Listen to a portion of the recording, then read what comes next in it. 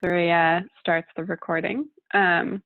We're recording the session, which means the interpreters and the trainers are visible, participants are not visible, and your names are not visible. That is in response to people asking us to record so that they can view this later. We're still figuring out the exact logistics of that, but know that your name and your image are not being recorded. At the bottom of the screen, you have a Q&A and a chat function. If you wouldn't mind using the Q&A for any questions that come up during the training that you would like to ask us, we have people helping us to watch that, namely Surya, who is doing tech support for us today. And we'll do our best to get to those questions. There's a lot of you, so if we haven't answered a question, feel free to repeat it after a while to make sure we get to it. And then in the chat function, we'll be asking you as now to throw in your name and location and pronouns if you feel comfortable doing that, and to answer some other prompts if you feel all right about that as we go.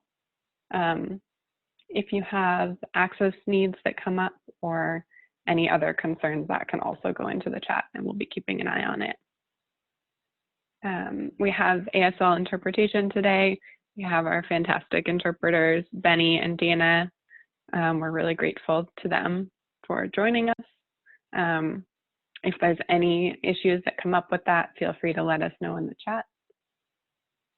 And we really appreciate your patience as we figure out how to do this over Zoom, which some of us have now done once before and some of us not at all. I'm going to share in the chat right now a link to a file of handouts that we'll be referring to throughout the training. You can go ahead and share those publicly with any of your people, and we'll let you know when we're referencing them as we go. Surya, do you have anything to add? Only that if there's a tech support need that comes up for you during the training, feel free to message all participants or all panelists, and I will see it. And that way it won't come up on the chat for everyone watching. It'll just come directly to the panelists who can help you out. Thank you. I'm going to turn it over, I think, to Sasha to do some more introductions. Awesome. Hey, all. So I think what we're going to do going forward is just the person actively speaking and the interpreter on for video so that Benny or Dana is super visible for anybody who needs it. Okay. Woo. So hi, I'm Sasha. I use they, them pronouns. If you've never heard anyone say that before, I recommend Googling it because we're not actually going to talk about Trans 101 today. I'm going to start us off, like I'll do a proper intro in a moment, but I'm going to start us off with just some security culture introductions. So you all technically like checked off an answer when you registered for this training to say, I'm not a cop, I'm not a fascist, I'm not a member of the mainstream media. Again, on principle, this training is not for anyone in those groups. If you're a cop, if you're a fascist, if you're a member of the media, please leave now. That said, we know that's not actually an effective security strategy, right? Like the cops can lie to us, the fascists can lie to us, the media can do what they want. Also, you don't have to be a member of one of those three groups to perpetuate harm. You should only trust us if what we're saying makes sense. And going forward in activist spaces, if someone is saying something harmful or causing harm, get away from that person, no matter how cool they're supposed to be. Go find someone you trust or an organizer to make a plan for how to deal with it. Like, as Maya Angelou said, when someone shows you who they are, believe them the first time. Fun and exciting, right? So from here, I'm going to have us start off with trainer introductions. Again, my name is Sasha. I use they, them pronouns. I've been street medicing since about 2011, Occupy Boston. Let's see, it was Taiga and Sangam actually were two of the medics who trained me, so I'm super excited to be co-teaching with them today. I'm in Boston, and I'm thrilled to be here with you all. I'm going to pop off so someone else can pop on and say hello.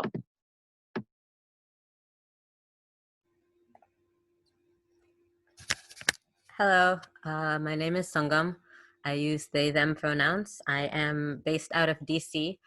I have been a street medic since about 2002, so I have some experience doing these things. And I've been training other street medics since whenever Occupy was. I have totally lost track of time the past few months, so it could have been last week or 17 years ago for all I remember. And I'm excited to be here with y'all.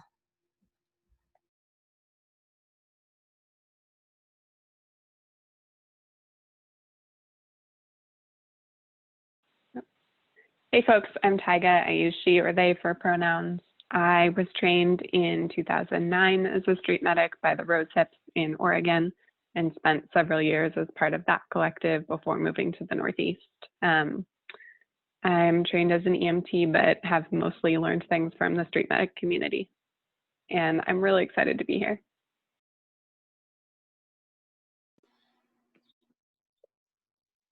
Hi, I'm Marta. I live in Philadelphia, Pennsylvania right now. I've been a street medic since I was trained by the Rosehip Medics in Portland, Oregon in the spring of 2011, including Tyga, who I'm very grateful to have as a teacher and now as a comrade. And I use she, her pronouns.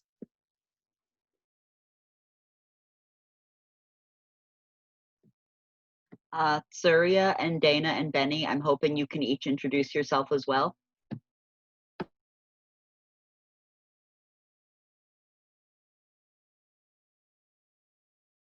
I can start.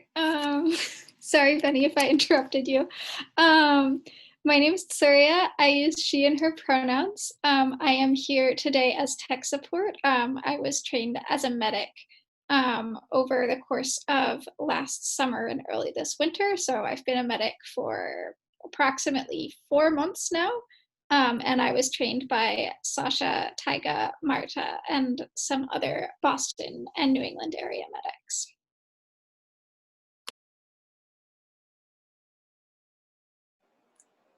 Hi, everybody. My name is Benny Llamas. I'm one of your ASL interpreters. I'm currently in Chicago, born and raised, and live in DC, and now back again in Chicago. Thank you.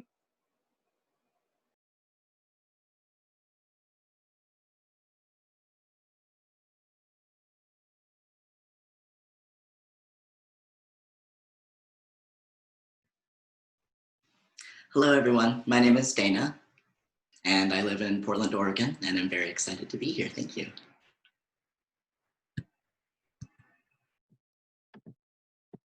Rad. We have one more trainer, Hillary, and she will be joining us later. She is on her way home from work right now, I believe. I'm going to do the next little bit, and what I'm going to talk about right now is what this training is not, what this training is, and what you can expect from us. So to start off, there are a whole lot of ways of being enculturated into movement spaces that take a whole lot of different kinds of trainings. There's so many ways to be in the work of being in protest. We are not teaching you most of them today. So for example, this is not a legal training for know your rights. It's not about how to be an observer. It's not about like what your legal options are and are not with police. This is not a training about direct action, about black bloc, about tactics. This is not a training about like how to move through the streets in those ways or how to affect change. This is not a training on racism in America and why we're here right now and why this moment of protest uprisings is happening. So all of those things are super important. They're just not what we're going to focus on here today. Another thing that this is not is a street medic training. The modality that we're all trained in is a way of helping people to be safer and healthier at protests. That movement has been running in the United States since the late 1960s with the civil rights movement of that era. These days, that training takes about 20 hours. We are not going to be with you for 20 hours today. You are not going to be a street medic at the end of this conversation. Please don't call yourself one. What we are going to do today is talk for a few hours about how to be safer and how to be healthier at a protest. We are going to do this in a few chunks. We're going to put it sort of in chronological order. We're going to start with how to get ready before an action. Then we're going to talk about ways to keep yourself safe during an action. We're going to do a chunk on COVID-specific protest safety, which is a really new thing for us, and we're so excited to talk with you about that today. There's going to be a quick break, probably right before COVID. We'll check our timing and we'll see how that goes, but we are going to take a break in the middle. After that, there's going to be a just in case section where we're going to talk about ways to be safer in response to police violence. And yes, we're absolutely going to talk about how to do an eye flush. After that, we're going to talk about unwinding after an action, and then we're going to close out. We're going to leave a little bit of extra Q&A time at the end, but you're welcome to keep asking us questions throughout, and trainers who aren't currently in front of the camera are going to be looking at the Q&A and responding, or some of it we'll be able to do live, like as the question's being asked, we'll feel it out together. I hope that all makes sense. I hope we're all feeling good. Taiga, I believe you are up first with self-care. I'm gonna pop off.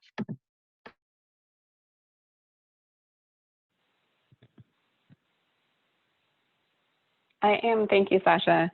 We're gonna start off as we always do, or generally often do, in talking about self-care. Self-care is the first step towards care for anyone else, including the community care that is showing up at an action.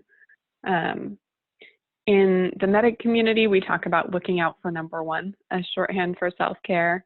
And we put this first because we want to acknowledge that we need all of us in the movement and we need us strong. We can't be a sustainable movement if we are getting hurt, burning out, not being safe in the ways that we interact, which is why we're here talking about this stuff with all of you. These are incredibly complicated times, as I don't need to tell you. There are so many sources of collective trauma that are being activated at this moment. There's a pandemic impacting our most vulnerable communities. And in moments like this, it is both extraordinarily difficult and extraordinarily important to find self-care strategies that work and keep us sustainable in our activism and in our lives. I want to pause for just a minute and have all of us think kind of beyond the capitalist model of self-care that looks like Hallmark cards of candles and bubble baths, and think about strategies that have worked for you recently in taking care of yourself, or taking a moment to pause and step back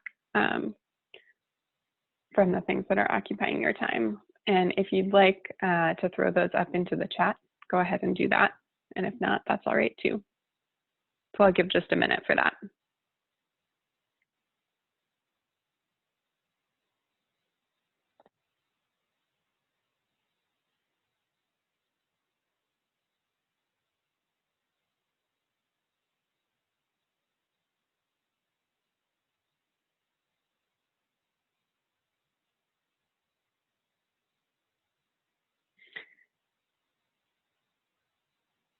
Seeing great things. I'm going to take time to go back and read them later on. As we're doing that, I also want to invite you to think for a second, one sign that you get from yourself that you are ready to hit the streets for a protest, something that tells you that you are in good shape to go ahead and do that. And maybe just think this to yourself. You don't need to share it in the chat. But when you sit and check in with yourself, what's one sign that you are ready to go?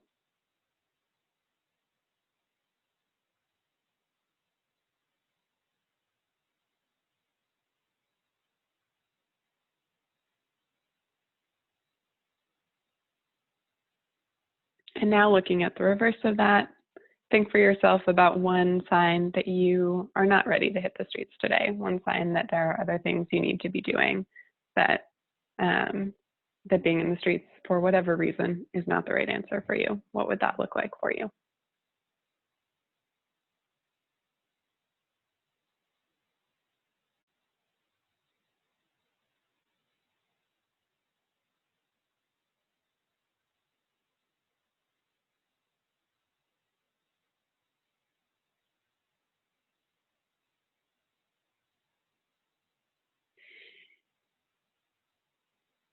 And now I'm going to ask everyone to take just a minute and find a breath or a stretch or a thought or a movement that helps you ground yourself just a little bit. This is something that that we think about that I think about in medic training as something that I encourage people to take with them into the streets, whatever their role there is, whether it's a small motion or a thought or a quick deep breath. What helps you center when the environment around you suddenly becomes stressful and chaotic, and you need to take a step back and keep your critical thinking and keep your groundedness in place. So take just a minute and find that before we move on to the next section, whatever that thing is for you.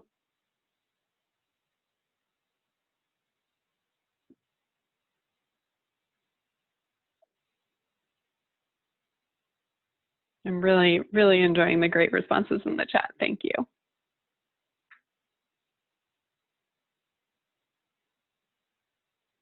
I'll give it just another second, and then Sasha will move on to you.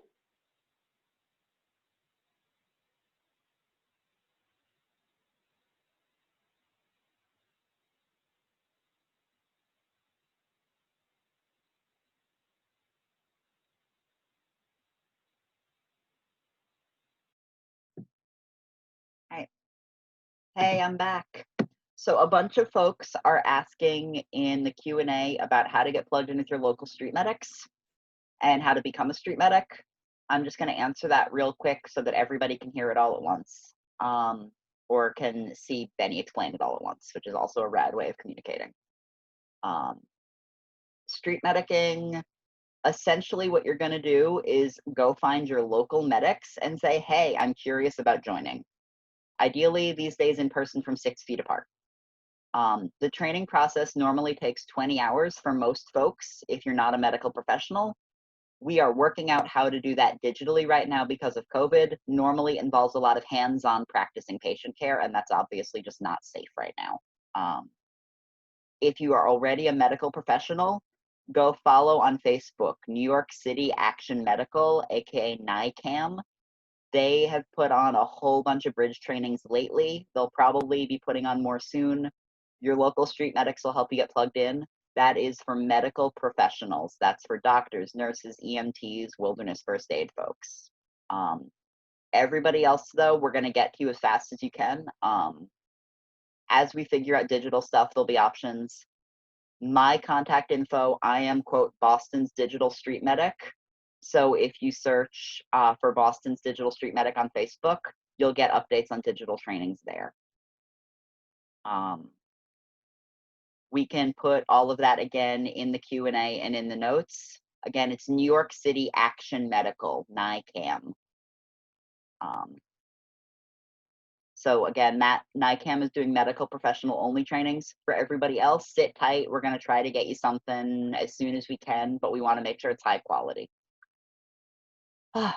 That said, we are going to move on to our next chunk. We're going to start talking about how to, quote, dress for success, be safe in the streets. Surya, if you could pull up slide 3 on the PowerPoint for everybody to look at. There's also a handout that has similar content in that folder of handouts that I hope you all got. We can repost the link in the chat. In fact, I will do that right now real quick.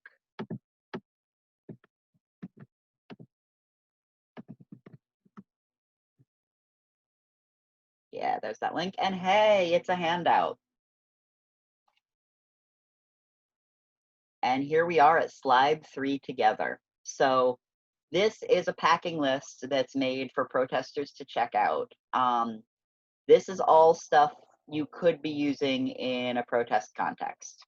A lot of being out in the streets with a body is stuff that you have experience with, because you've had a body for a while and the outdoors have existed for longer than we have. And so in general, you kind of know what to do. There's a few things that are a little trickier, and so we've got just a list to help you remember things. Item number 1, water. Please, please, please, please, please hydrate. The best thing you can do is take care of your body, especially during summertime protests. We'll talk about this a little bit more when Marta talks about weather, but the thing I want to say right now is that bringing at least as much water as you think you might need is a great idea.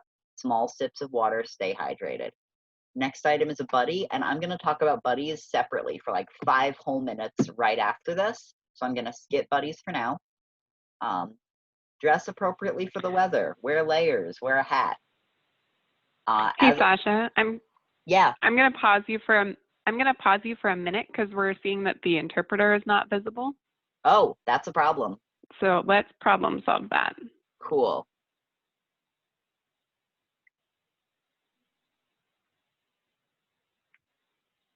Surya, is that something that you might have knowledge about? I just, let me spotlight Dana now.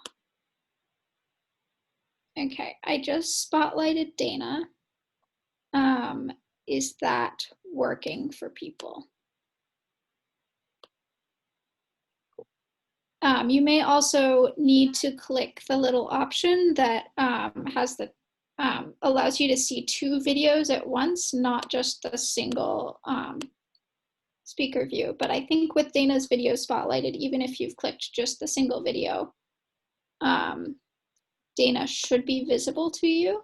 It's only if you're on the who's talking visual where there's no video showing up that Dana would not be visible. If that is not what you're experiencing, please let me know. Cool. All right. I saw a bunch of all good replies. I hope we're okay to move. Does that feel all right? We're trying out this thing with having a slide visible for us for the first time. So again, thanks for handling tech issues with us. We really appreciate your patience. We just talked about how critical water is and how important it is to have a buddy, but we'll talk more about buddies in a little bit. You should dress appropriately for the weather. Wahoo. Little known fact in terms of sunscreen is that people of all complexions can still get skin cancer even if they're not at sunburn risk. So I recommend everybody wear some sunscreen when they're outside peak of the day.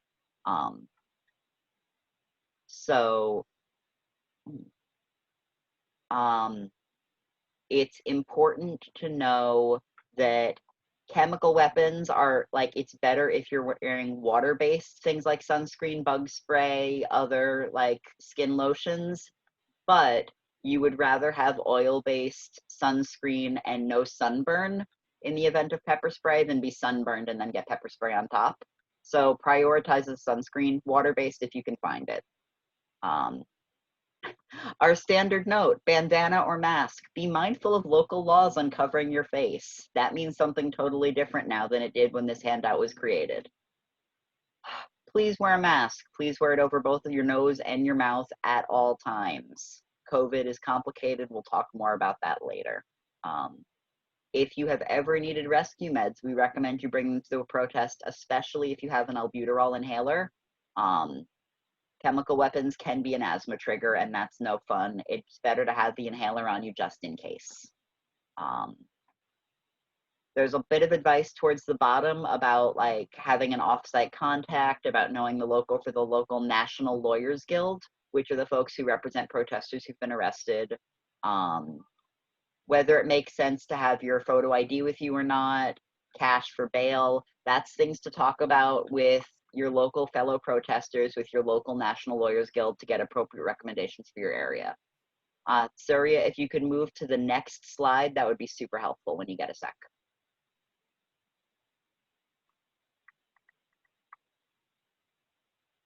And here we go, slide 4. So after all that harping we just did on how street medics training takes around 20 hours, most of what we do at most protests is not stuff that requires that level of training. That level of training is the just in case emergency stuff. For most purposes, all you need are the things that are on this list to share with other folks to be super duper helpful. There's a quote, I think it's attributed to the old Black Cross Collective that used to be active a long time ago, about how a friendly person with a sandwich is much more useful than a neurosurgeon who doesn't know how to talk to people. If you can show up at a protest with extra water bottles to share, or with sunscreen, or these days with hand sanitizer and some spare masks, you're the best person at the protest. You can do all of those things and be super helpful without any training at all, and we really encourage that. So this whole slide is about ways of doing that. I'm gonna check the Q&A real fast. We're gonna talk about eye protection when we talk about chem weapons, and the reasons to show or not show your ID when arrested are super complicated, and you need to ask a lawyer. Like, there's a whole range of tactics there, but it's not stuff I can speak on. So from there, I'm gonna say that I'm done with this section for just super basic ways of thinking about how to get ready for a protest and what to bring with you. What I'm gonna do next is move on to buddies. Surya, if you can pull back to like face view, that would be helpful. Yay, I think that worked. Does everybody see my face bigger now? Wahoo, I'm seeing yeses. Okay, plenty of yeses. Thank you, friends. You're doing great. This is the biggest training I have ever done, and I'm so excited to be able to collaborate with you all digitally. Like, COVID sucks, but the side effect of it that we get to be in community this way is really cool. There are 394 attendees right now who are not panelists or interpreters. I am in awe. So the next thing that we're going to talk about is my favorite thing in this whole section. Buddies. The single best thing you can do to be safe at a protest is to bring a buddy with you.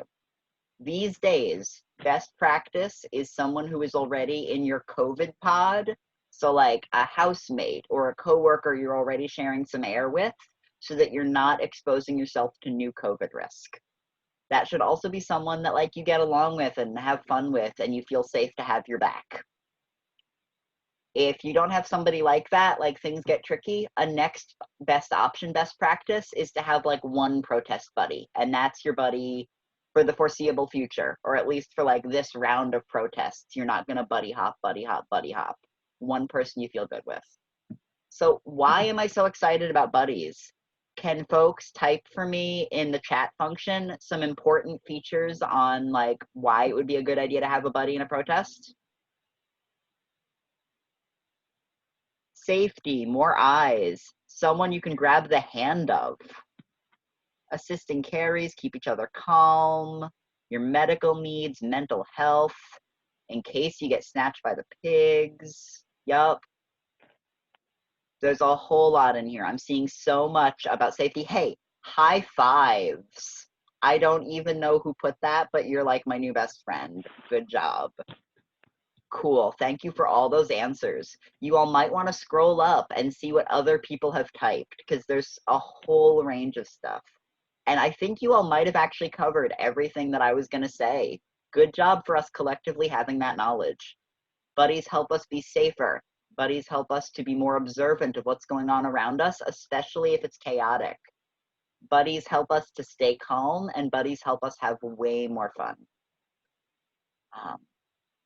There is a handout. So there are handout versions of most of the slide content in that handout link we sent you. Surya, if you could pull up the next slide, which I want to say is number 5. Yes. And then we'll all look at that together. All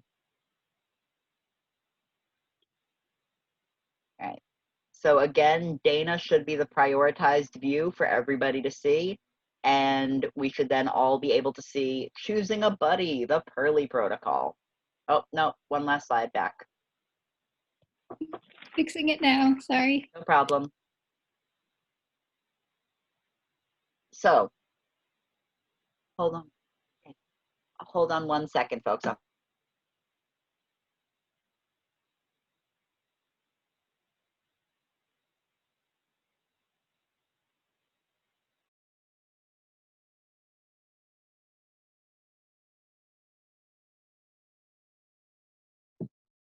Apologies, folks. Personal drama llamas. I'm back now.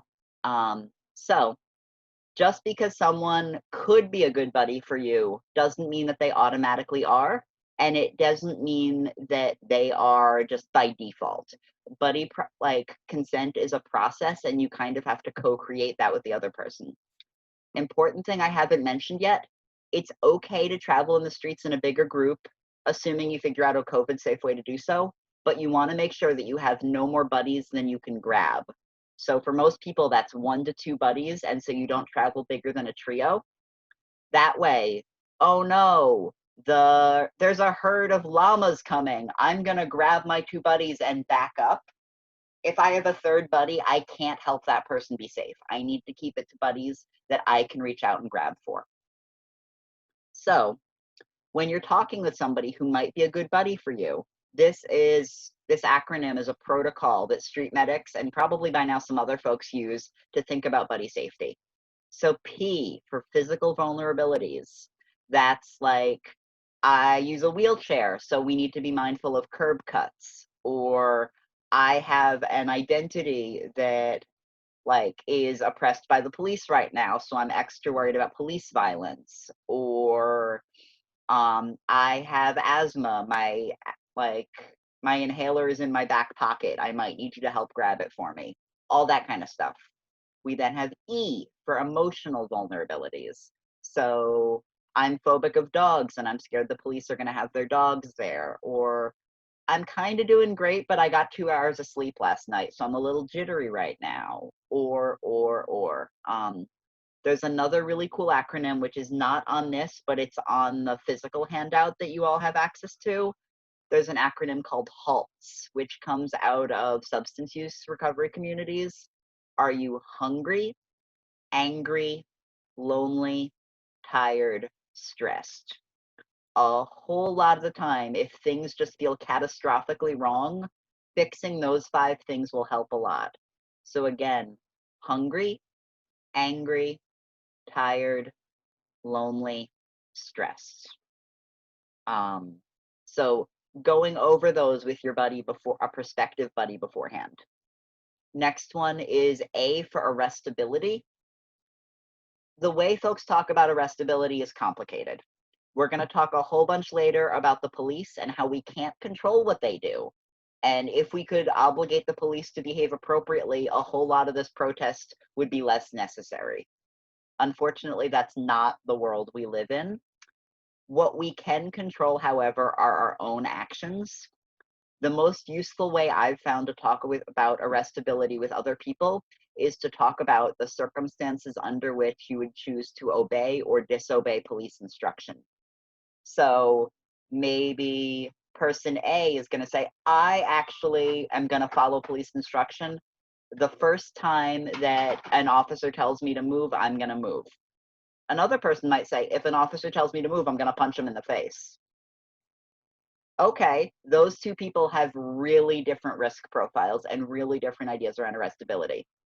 If they're going to buddy up, they have to defer to the person who is taking fewer risks. So that person who's willing to punch a cop has to say, you know what? While we're buddies, I'm not going to punch a cop. I'm going to do what you do, and I'm going to follow instructions the first time, and that's how we're going to travel together safely. Or they need to buddy with other people. Does that make sense? Are we feeling good so far? Cool. Remember, we've got a Q&A feature and we've got the chat option. So feel free to toss out questions. If something doesn't make sense, ask. Next piece is roles. What do you want to do together? Are you going to bring signs? Are you going to chant? Are you in a role like being a marshal or being a legal observer or being a medic? Are you doing that together? Do you want to be at the front of the march, the back of the march? If the march splits, who do you want to go with? A question that I've found really helpful is, what would it take to make you go home early? Because everybody goes to an action thinking they know what they're getting, and sometimes events surprise us. So maybe I think this is being put on by the local Black Lives Matter chapter, and I show up and it turns out the organizers are all white. Does that make sense? Should we still stay? Under what circumstances? Is this the right action for us still? Next is L for loose ends. I need to pick up the phone if my babysitter calls, or I I need to remember to feed my cat even if we're out late, so have me text my roommate. Or I have the best story to tell you. Or what if we make up a buddy team name? All that kind of stuff falls under L for loose ends. Last one. So the PEARL acronym was coined by Earthworm, who's another rad person, street medic. I added a Y on the end for yes or no. Buddy consent is just like any other form of consent anybody has ever talked with you about. It's always okay to say no, and somebody who gets weird or gives you shit if you say no is totally not a safe person to buddy with. Good job saying no to them. Stick to your no. You can go through this whole protocol with someone and be like, actually, I'm not feeling it. Like, I don't think we're a good fit. And that other person, if they are a responsible protester, activist, human being, should be like, okay, cool. Like, good luck. So I live with the person I street medic buddy with most often. We have been buddying together for close to 10 years now, 9.5. We still do the Pearly protocol with each other on the way to an event every single time. It is such a useful tool, but it only works if you use it. So I really hope that you all try it out before the next time you take the streets. Surya, if you want to pop out of this view. Sasha, we just had one question before we do. Awesome. Someone asked if you could repeat the roles section just briefly. So roles is about like what you're going to do with the action together. And that's really variable depending on what the action is and what your skills are. Like street medics might talk about like, well, I have first aid skills. Okay, I have emotional first aid skills. Cool. Or I know Spanish. I know ASL. In a more general protest context, you might talk about things like, I really feel comfortable liaisoning with the cops if there's an emergency and someone needs to do that. Like I can step up, oh, I don't feel comfortable with that. Cool, now we've talked about like where we are respectively. You can talk about, do you want to be at the front of the march, the back of the march? You can talk about all those types of things. If you're doing a particular kind of action, that opens up specific things to talk about there, but the roles spot is just going to hold that place for whatever it is you might be doing to that day and how to talk about that together. All right. I'm gonna, cool. Let's see, who's next up? After roles. Oh, we're in a block of just a lot of me talking, which is fine. So what we just did was cover all of the before and action getting ready stuff. So you wanna do your self-care, you want to dress for success, you want to bring the gear you need and not the gear that you don't, because you don't want to carry extra weight, and you want to have a buddy and you want to talk with the buddy beforehand. Next, we're going to talk about what to do during an action. Wahoo! How are we all feeling, folks? We still doing good? There's a question, oh, I think I mentioned this already. There's a question about eyewear. We're going to answer that live later when we get to chem weapons. So in terms of what we jokingly call the taxonomy of protest attendees, this is like the folks you might encounter in a protest. So there's a whole big crowd. There's a lot of options for who might be there. I want folks to type in the chat a bit. What kinds of people might you see at a protest? And I'm going to give you the first example of street medics. Who else might be there?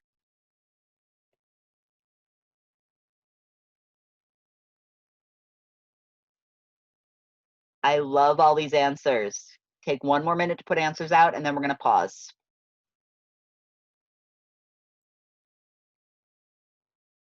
Great. I love that.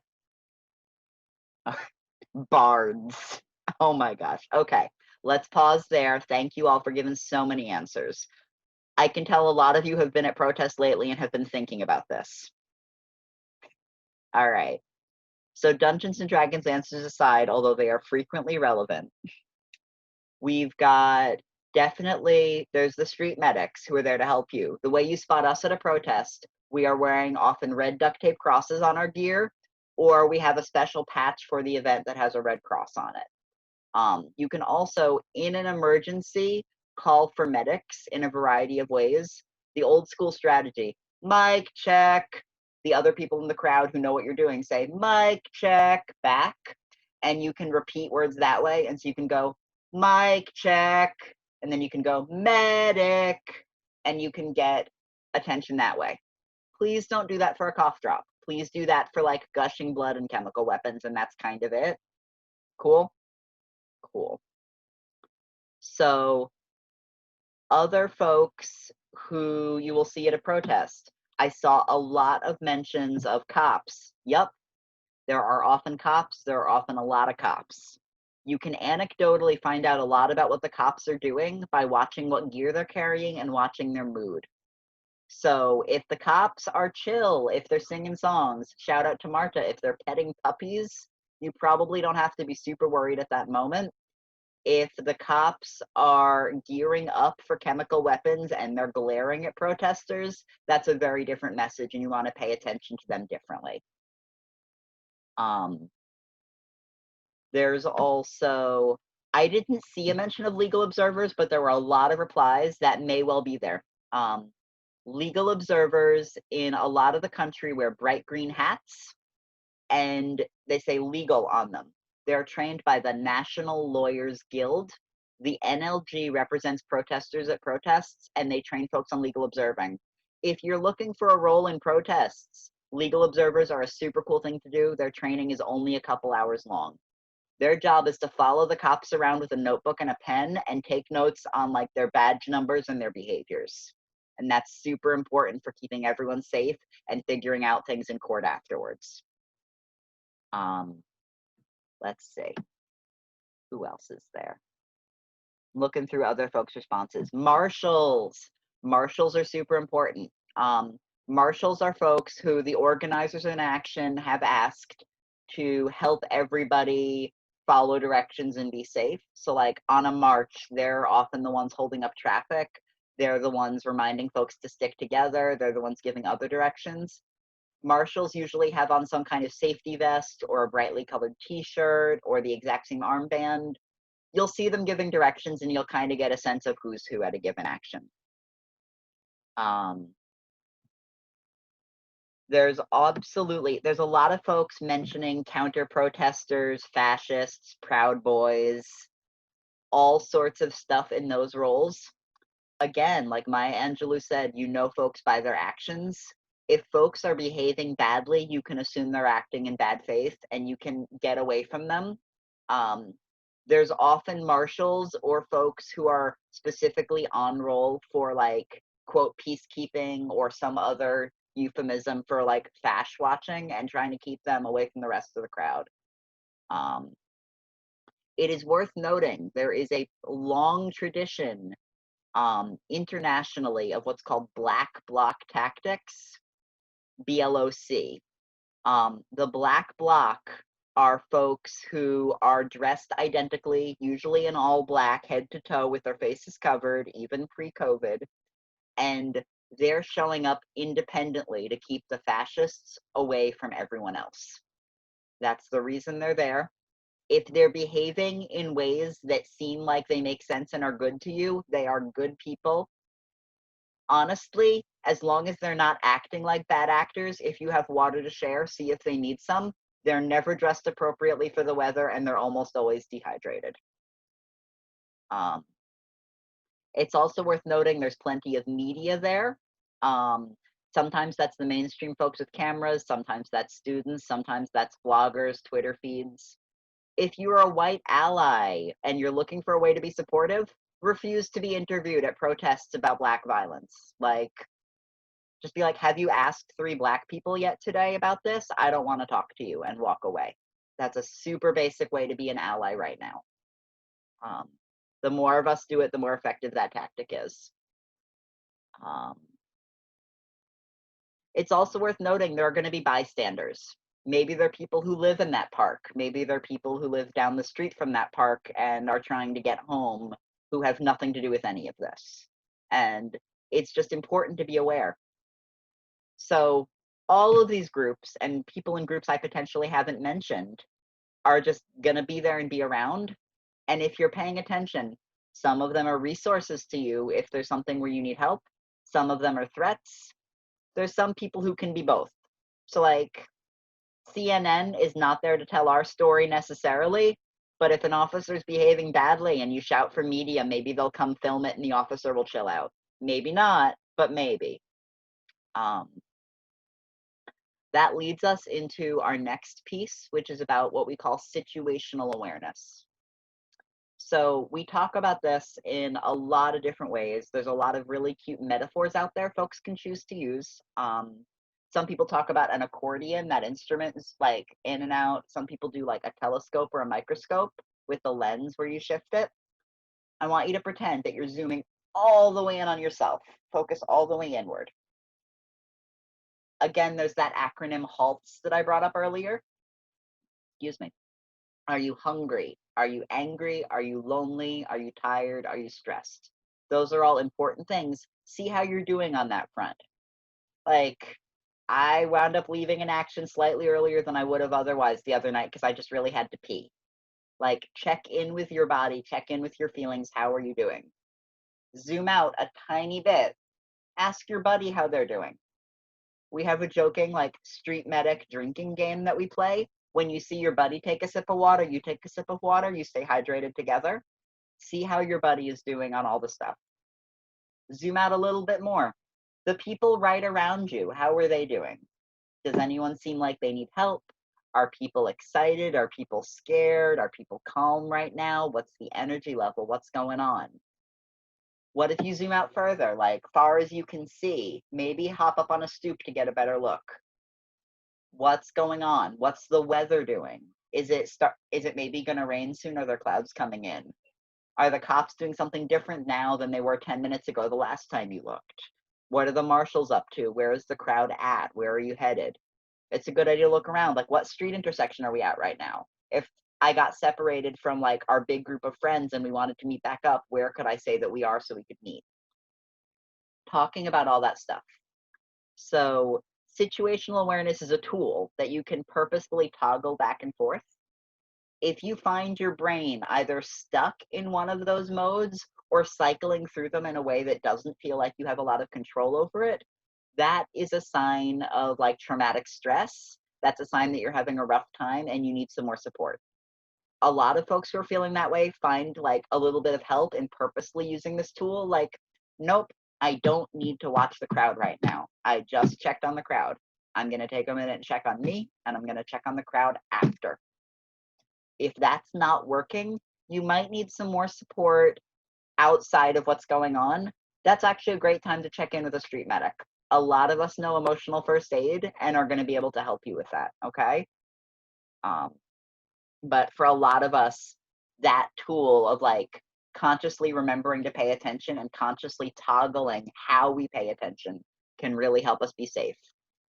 It's another great benefit of buddies that like one of you can be actively situationally aware and one of you can be on Twitter. You don't have to both do it all the time. Especially if you're going to be like active on Twitter during a protest, you want someone watching your back. And that's a great way to do it. Let me see. Next up, we've got Taiga, actually. I'm going to check the Q&A real quick, make sure I'm not missing anything. Emotional first aid is not going to be covered during this. That's its own like 2 to 4 hour training. There are lots of folks putting those on right now. I wouldn't be surprised if street medics put one on soon, but that's not what we're going to do today. There's a question about finding where and when people need medical assistance, and I'm not sure what it means. If the person who asked that could frame it a different way, we might have better luck.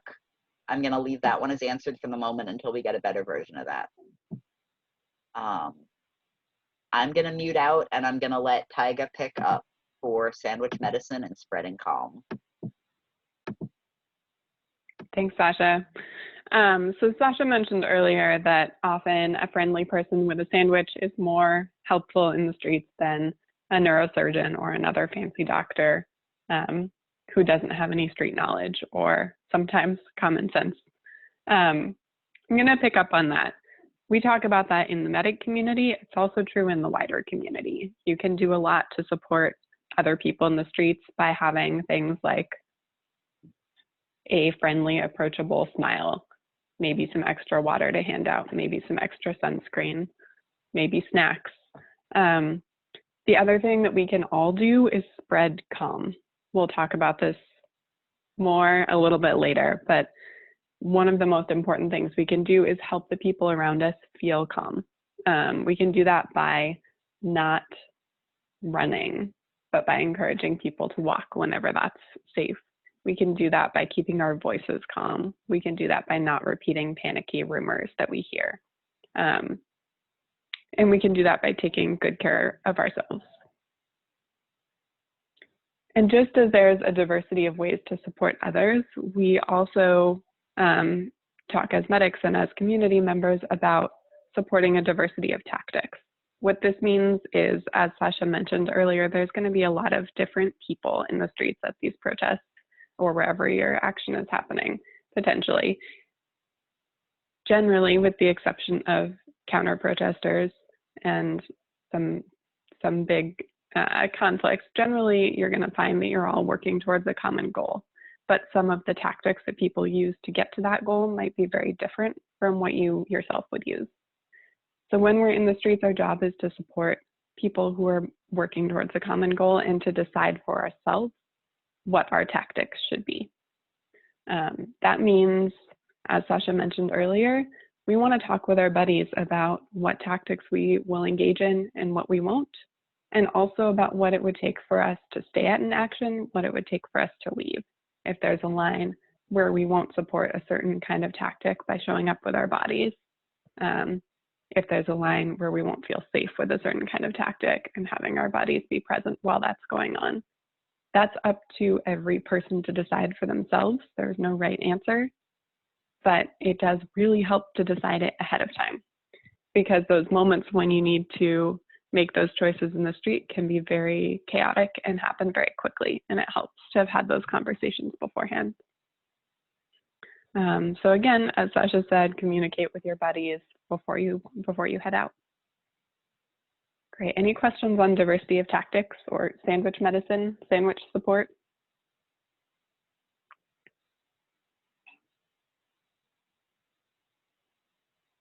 I am going to table for now the question about device interception because I don't have a good answer to that, and I'm going to invite other folks other trainers to look at that and see if you have knowledge I don't have. Great. And I am, thank you for the banjo comment. It is not my banjo, unfortunately, but I really appreciate sharing space with it. I'm going to pass this over to Marta. Hello. So I'm going to talk to y'all now about weather-related illnesses, and because the weather is getting warmer for the most part right now, you know, pending all that climate weirding that's happening. We're on slide number 6, if you have the slides open. And there are other weather-related illnesses that happen in the wintertime, like hypothermia, but we're gonna leave that aside for now. So there's 2 types of heat-related illnesses that I want y'all to watch out for. The first one is a slightly less serious situation called heat exhaustion. And the predecessor to both heat exhaustion and heat stroke, which I'll talk about in a moment on the next slide, is dehydration. It's not necessarily just because it's crazy hot outside. It's also because hydrating is so important. Somebody said hydrating is sexy earlier on the chat, and I just want to give you high fives. So hydration is a process, not an event. And the other way that you're going to remember this is that an ounce of prevention is worth a pound of cure. It's so much easier to help someone if they're just a little dehydrated than if they get to the point where they have heat exhaustion. Symptoms of heat exhaustion include muscle cramps, heavy sweating, cold, pale, moist skin, fatigue or weakness, intense thirst, nausea or headache, confusion or dizziness, and fast, shallow breathing. The thing that's tricky about this is because when you are super duper stressed out, you might also have fast, shallow breathing. When you are tired from marching all day, you might also feel fatigue and weakness. It doesn't necessarily mean you have heat exhaustion, but I want you to know that you don't have to have x-ray vision or be a doctor to treat these things. because the treatment is very similar for all of this. It is a good idea to move to a cooler shaded location, to cool down by applying a cool wet cloth or ice to your head, face, or neck. You can mist somebody with a water spray bottle if you have one of those.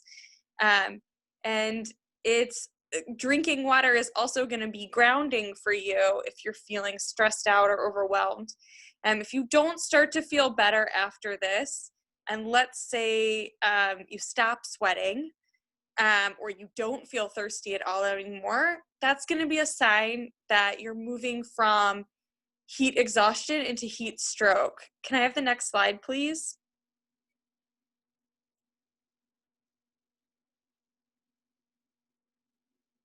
Thank you, Surya. So if you are experiencing any of these symptoms for heat stroke, this is a red flag. And when I say red flag, I mean it is time to get to a higher level of care. Calling 911 these days could be a big old mess because they're busy. There is a cop on every corner in Philadelphia right now, and I hear helicopters all day, every day. And so it could be really, really hard to get an ambulance to where you are. If you are in a place where an ambulance can't get to you, you might have the whole crowd shout with you, "We need an ambulance! We need an ambulance!" But for something like heat stroke, if you can get someone to your own car or onto public transit, which in Philadelphia is always over air conditioned and freezing, or at least just down to the subway station where it's cooler, that can be a good thing. If someone starts to have a seizure or hallucinations or strange behavior, that's the kind of time where I would get an ambulance.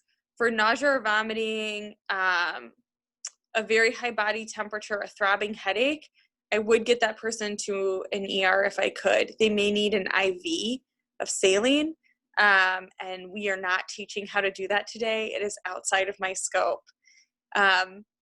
The other thing that you can do is just like give them an ice pack to hold while you're on your way there.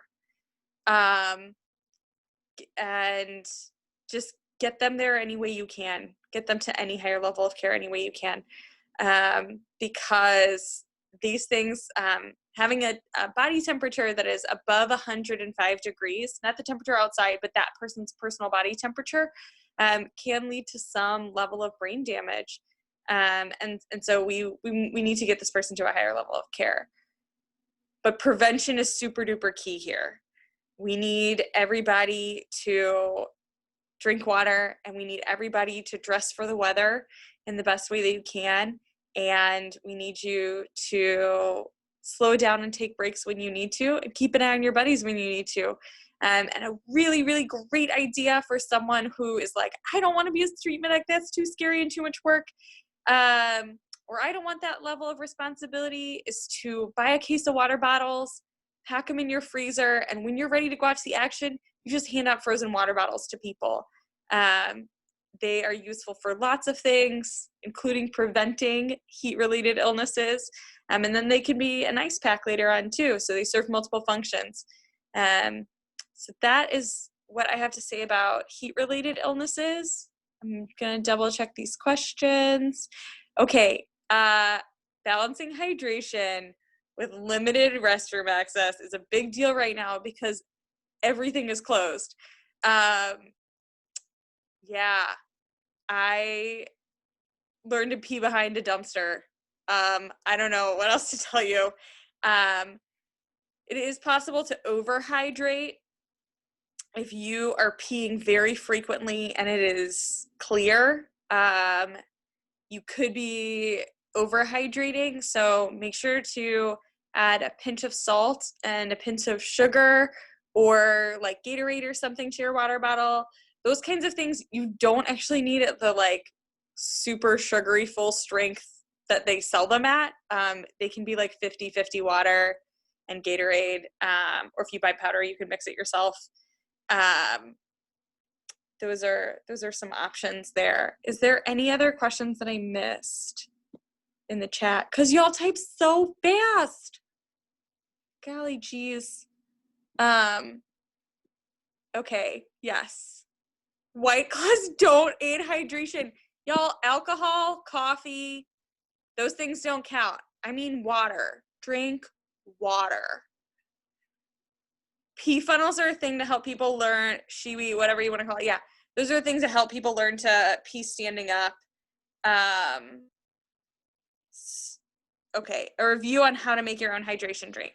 Okay, so you're going to take your water bottle. I've got this thing, just a cup of water. And what I put in here tonight to this afternoon when I came inside, is just like, I put a little splash of rose water in and a pinch of salt and a pinch of sugar. And that does what I needed to do. Other options include juice boxes. And yeah, just an idea to like give y'all how much weight you'd be carrying if you carried water. Water weighs about 2.2 pounds a liter. So you have to balance that thought also with like, is carrying a heavy backpack going to lead me to feeling more exhausted versus like how much water you're going to hand out. So keep those things in mind. Anything else? Because I want to take y'all to the next activity.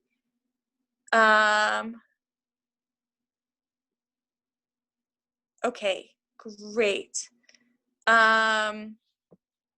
All right, so the next thing that we're going to do, now that we've talked about pee, and I hope I mean you all need to go, we're going to do a short breath work and grounding activity, and then I'm going to send y'all to please go pee and refill your water cups.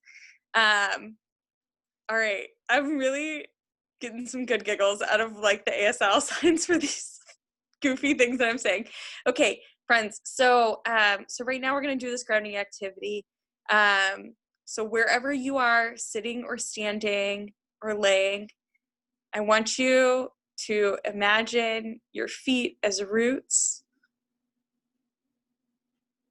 And I'm going to slow my voice down a lot here because that is part of this process. Imagine your feet as roots. Imagine them going down into the earth and connecting you to everything that came before.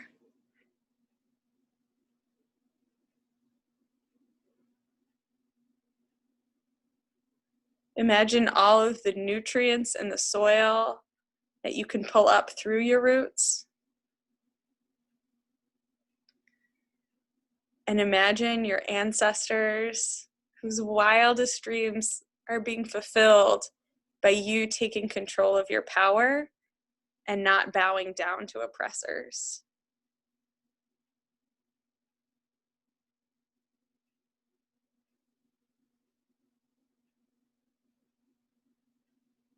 Imagine yourself as a seed growing and sending up a sprout and then a leaf,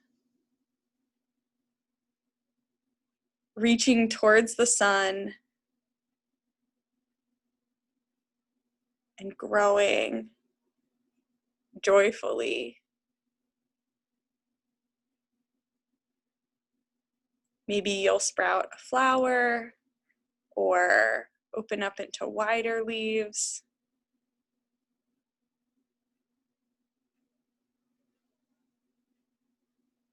Imagine spreading out widely, taking a deep breath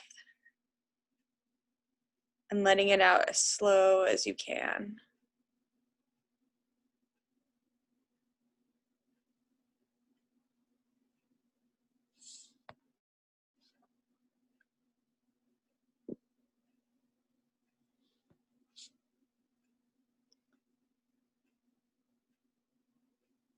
When you breathe in maybe to a count of 3 or 4, and then exhale, trying as close as you can to double that amount. So if you count to 4, 1, 2, 3, 4, see if you can get to 8 on your exhale. 1, 2, 3, 4, 5, 6, 7, 8.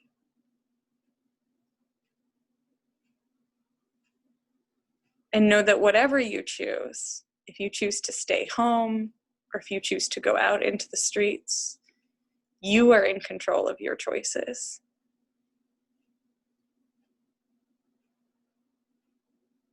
And feel your body now as a human again and say, check in. Is it time to pee? Is it time to refill your water? Is it time for both? Do you need more peanut butter filled pretzels to get through this call? Because I do. So now is the time that we're going to do that. Coming back into our bodies. So we're going to start the 10-minute break. We're going to start it now, even though it's 6:19. It's an odd number. Nope, it's 6:20 now. Okay, in 10 minutes, so on the East Coast, it's 6:30 exactly. If you're in another time zone, it's 10 minutes from whatever time zone you're in. We'll come back. Please take care of your body as best you can within that amount of time.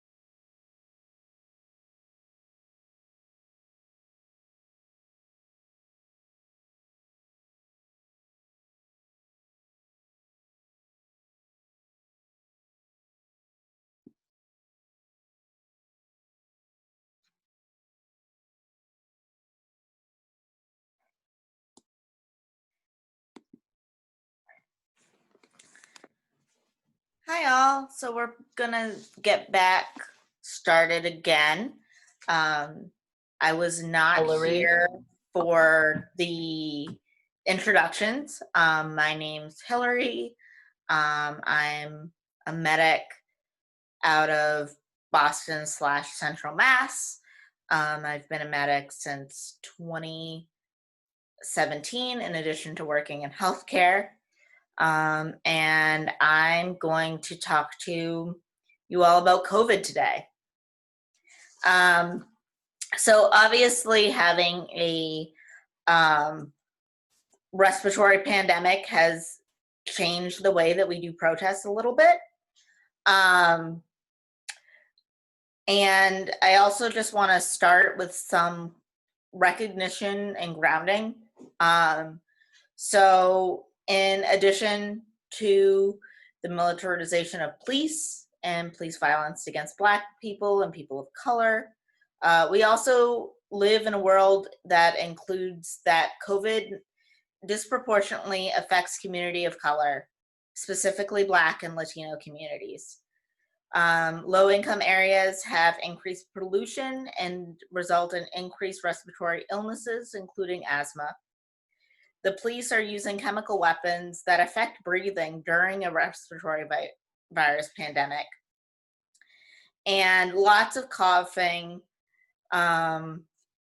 especially concerns from tear gas and pepper spray being used, can potentially cause COVID to become airborne. So just some general facts about transmission. COVID is passed through respiratory droplets, so coughing, sneezing, talking, singing, and chanting. The longer exposure you have to a person, the increased risk of transmission. Most transmission occurs in between household members, and typical transmission is concerned is when you're closer to a person than 6 feet for 15 minutes or more. We don't know how long the virus can live on surfaces. It can be up to several days. And UV light helps break down the virus, so outside is better than inside. Protests always have risks, and especially now during a pandemic.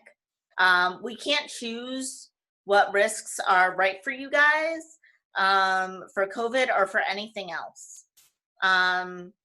We do recommend staying home if you have symptoms, and that includes cough, sore throat, fever, shortness of breath, and a significant decrease in your sense of smell. And it doesn't have to be all of those symptoms. Whenever possible, stay 6 feet away from others. Quarantine is not all or nothing. So every time you leave the house, it's a risk. Ask yourself if it's worth the risk, if the same thing can be accomplished online or be done in person, and assess personal and household risk in addition to physical and mental capacity before you leave the house. We recommend a do no harm and staying home if sick, especially if you're unable to wear a mask. And that's especially true for allies because we don't want to hurt the community that we're trying to help support. We encourage people and organizers to find alternate ways of protesting to allow people of a higher risk, lower risk tolerance to still participate. So protests in cars, can there be an online portion? Are there other ways of helping the protest before, during, and after that can be done away from the event? Shouting, singing, and chanting, though typically great, can increase your transmission. So can you do other noise making, like stomping or banging pans? again, we can't figure out exactly what is right for you or your protest, but we want to try to help think of these things. As far as hand washing and protective equipment, so frequent use of hand sanitizer with at least a 60% alcohol content. And frequent means every time you touch something, you want to be able to wash your hands or sanitize your hands before you subconsciously wash your face or touch your face. And if you're like me, that's a lot. So frequent use of sanitizer. Gloves are only useful if you change them in between contacts or are providing care like eye flushes. So just wearing gloves to the protest doesn't really do much. It's better to just be really good about hand sanitizing instead. Masks are recommended. In general, surgical or cloth masks are okay. If cloth, tightly woven fabric with a pocket for filters is best. Masks reduce transmission by reducing your droplets. So we stop transmission or reduce transmission by protecting each other. And you're going to want to encourage others to keep a mask on. And that's especially important if they're coughing because they were exposed to chemical weapons, because that can increase the spread of COVID. And their first impulse is going to want to be able to rip that thing off. As far as masks go, N95s are best, but a tightly woven cloth mask with a filter, followed by a surgical mask, followed by a regular cloth mask, and then even a bandana is better than nothing. So you want to be able to think about, looking at the risk of COVID and risk of difficulty breathing, if you had to run or something like that. And then when you get home, you're going to want to sanitize objects before you bring them back into your house. Normal household cleaners are okay. So ones that include alcohol or bleach or hydrogen peroxide are all effective against COVID. And because UV light helps break down the virus, you can always leave it outside if you have a space for that for a couple of days. The other thing is, which I forgot to mention in the last training, is important to shower when you get back home. So you're gonna want to change and shower, and also if it's difficult for you to quickly clean your hair, or you don't wash your hair on a regular basis, you probably might want to wear a hair covering so you can just put that in the wash instead. And then, so coughing fits from chemical weapons can make the virus airborne, which means that the virus is smaller and can hang in the air instead of just falling on surfaces. If available, an N95 mask is recommended, and goggles with a tight seal, and that is also good if you're exposed to chemical weapons. So I'm gonna take a look at the Q&A and feel free to ask me any questions. Second.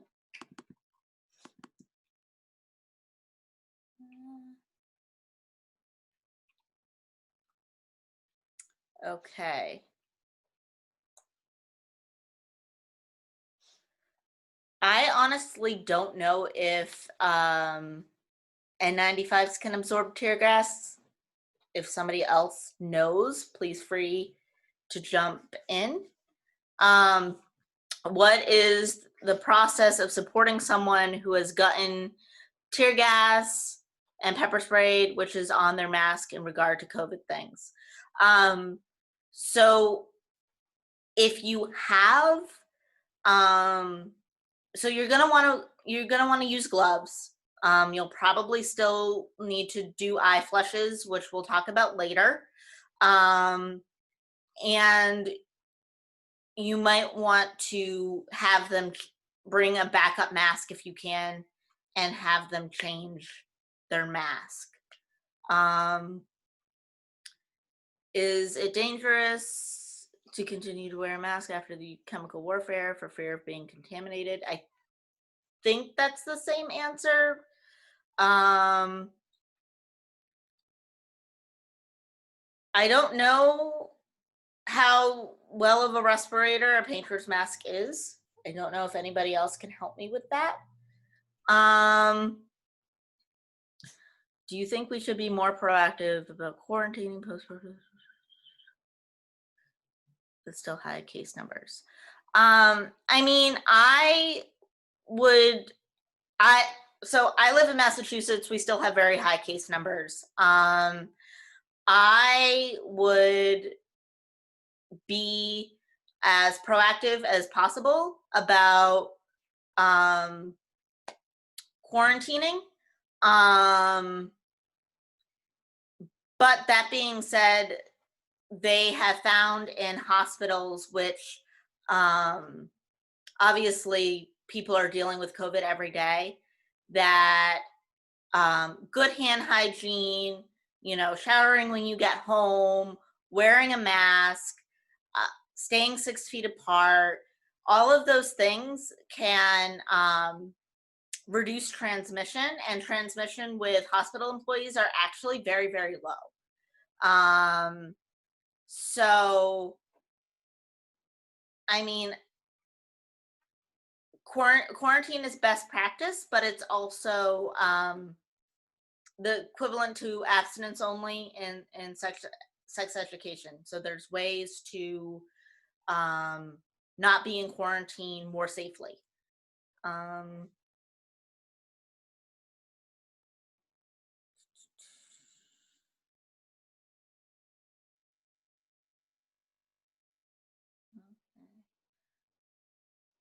Yes, I would encourage people to keep their mask on or change their mask even after they get sprayed, because all that coughing is the concern for when COVID can become airborne, and the air can be infectious for a couple of hours. I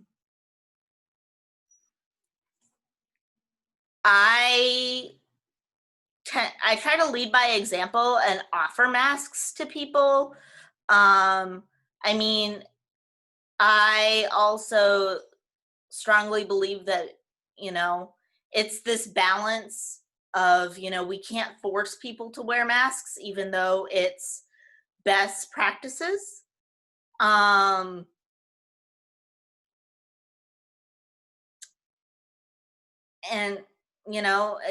basically encouraging and having masks to offer them. I was at a protest last night that a lot of people initially thought I was judging them for not having a mask, but were actually really grateful when we had surgical masks to pass out, because they just didn't have access. And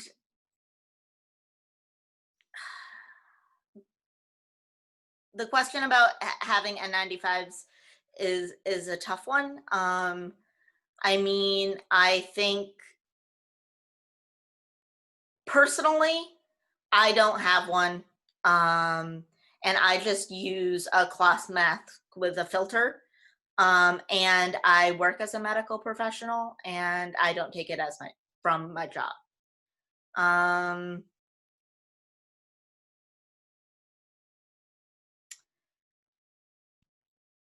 I've been on Just the a streets quick of my- ask from the chat that if you're answering questions from the Q&A, if you could read the question out first, as it helps with the ASL interpretation. Thanks. Okay, thank you. Okay. I've been in the streets and my partner has not. Would you recommend taking a break from kissing and other forms of very close contact? That is a conversation to have with your partner and your own risks and health and yeah. So you know, as far as I go, both my partner and I are still essential workers, and we're the only people who live in our house, so that really hasn't come up.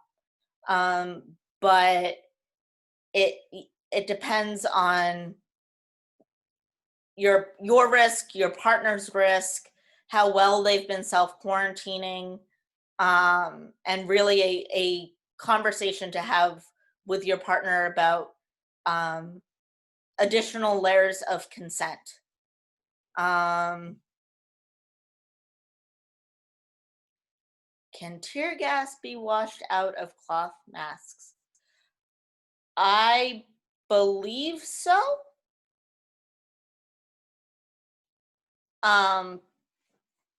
But maybe someone will answer that for me because I'm not 100% sure. You said earlier that you said earlier that the virus becomes smaller to make it airborne. What causes that? Is it simply coughing or sneezing and speaking? So what causes the virus to become airborne is anything that would cause, it's not a cough, but it's a cough attack, like one that would be started because of the use of chemical weapons. I honestly am struggling to further define it in layman's terms. And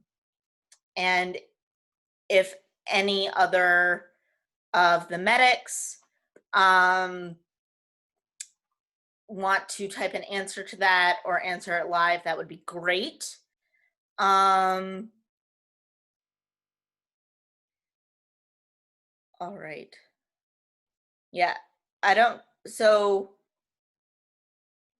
the rest of the questions on the docket I'd have to look into, or maybe my fellow medics can help with. You're doing awesome, Hillary. I think when Marta is talking about tear gas and pepper spray specifically, that might be a better time for like the N95 questions. Marta, does that feel okay to you? Yes.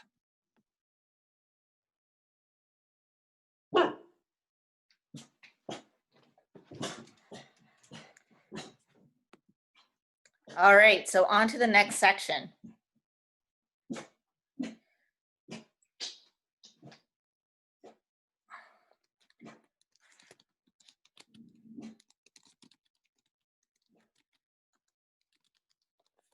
Which is, I don't know, am I introducing it?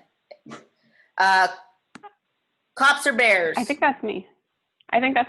Sorry about that. I was trying to That's okay. type a question or type an answer to a question. Hi again, everyone. I'm still Tyga. My pronouns are still she and they. And we have, as Hillary said, titled the next section, Cops or Bears. We don't mean the fun kind, though. The way that I like to think about cops is that they are pretty scared, predatory, wild animals psychologically in a lot of situations. This isn't true of every cop and isn't true of every situation. But in general, when interacting with them, I like to think about that. A wild animal, predatory in nature, and trained to believe that everyone around could be a potential threat. So if you all would indulge me, think for a minute how you might interact with a creature like this. What might you want to keep in mind, and throw some answers into the chat when you have something.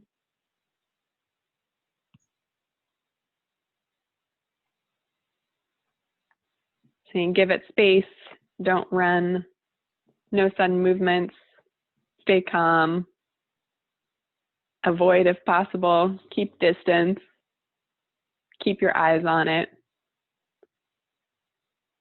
non-threatening voices, keep lids on junk food, know your exits. So a lot of situational awareness and a lot of spreading calm is what I'm seeing.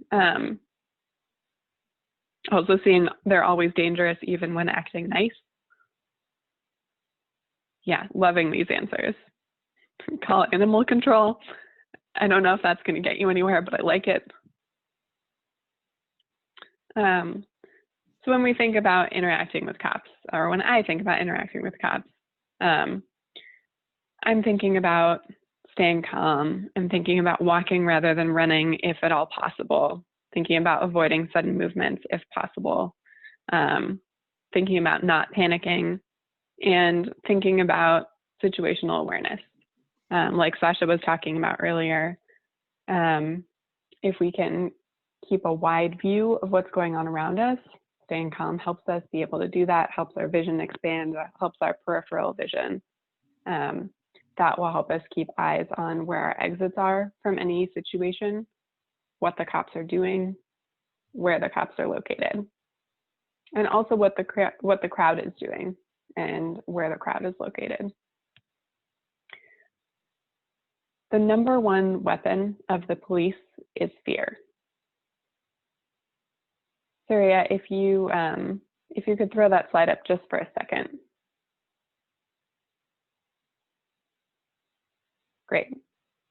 I don't want to leave this up because I want to make sure the interpretation is visible, so maybe we can take it down.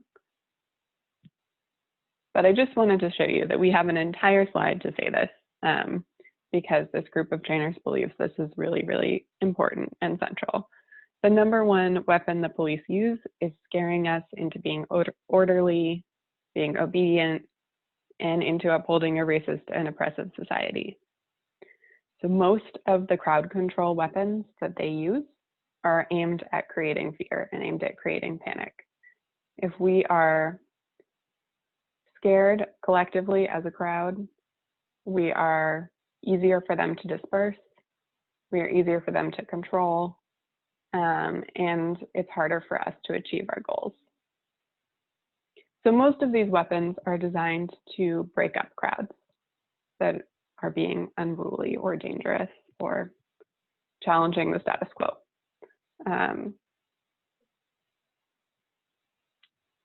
What happens when we break up crowds in this way? By causing panic. Generally, it puts people, well, it makes the crowd less effective at achieving its goal, but it also puts people at risk of injuries from running into things, from tripping and falling, running into each other, getting stepped on by other people. And if we can keep our scene awareness really good, then we can spot these hazards early, and that gives us time to move more slowly away from them. That spreading calm and situational awareness can help us reduce all of those risks that happen when crowds start to panic and start to move fast. So the name of the game in a lot of these situations is going to be recognize hazards as early as we can so that we can move away from them more slowly and more safely, and encourage other people to do that too by walking with us rather than running, and getting to a safer place. Another piece of this is rumor control. Crowds can be very susceptible to panicky rumors. Information travels fast, and information doesn't travel very reliably, usually. So if we start hearing information that's scary about things that the cops are doing, about cops that might be coming in our direction, about any kinds of information that might cause a crowd to panic, we want to really think about where is that information coming from, how believable is it, and what's the best way to share it. Shouting into a crowd, all of the cops are coming, might not usually be a good idea. What we can do is we can speak to what we see, what we hear, and how believable we feel that information is, what we think we should do as a result or in response to that information. And again, try to make those decisions early so that we can take action more slowly and in a less stressed, panicked way. There are also lots of rumors about things that the police can use against crowds and what kinds of experimental weapons police have at their disposal that do scary things to large numbers of people. If something sounds like science fiction, it probably is. A lot of the rumors that are out there about really scary weapons that do far out things to people in protest situations are not things that we see happening on the streets in this country. Some of them are not things we see happening on the streets anywhere, but there are some strong urban legends out there. So keep your critical thinking hat on if you hear things that do not sound reasonable and don't sound believable to you. Stick to repeating what you see when it feels useful. Check in with your buddy about what feels like the right actions to take. Remember, the #1 weapon of the police is fear. Spreading rumors that build fear and build panic just does their work for them. I have a comrade who tells a story in medic trainings about a time that they were singled out from a crowd by a group of cops pulled kind of behind a vehicle where their buddies couldn't see them. They were running as a medic, so they had a medic backpack. They were surrounded by a group of cops and very nervous about it.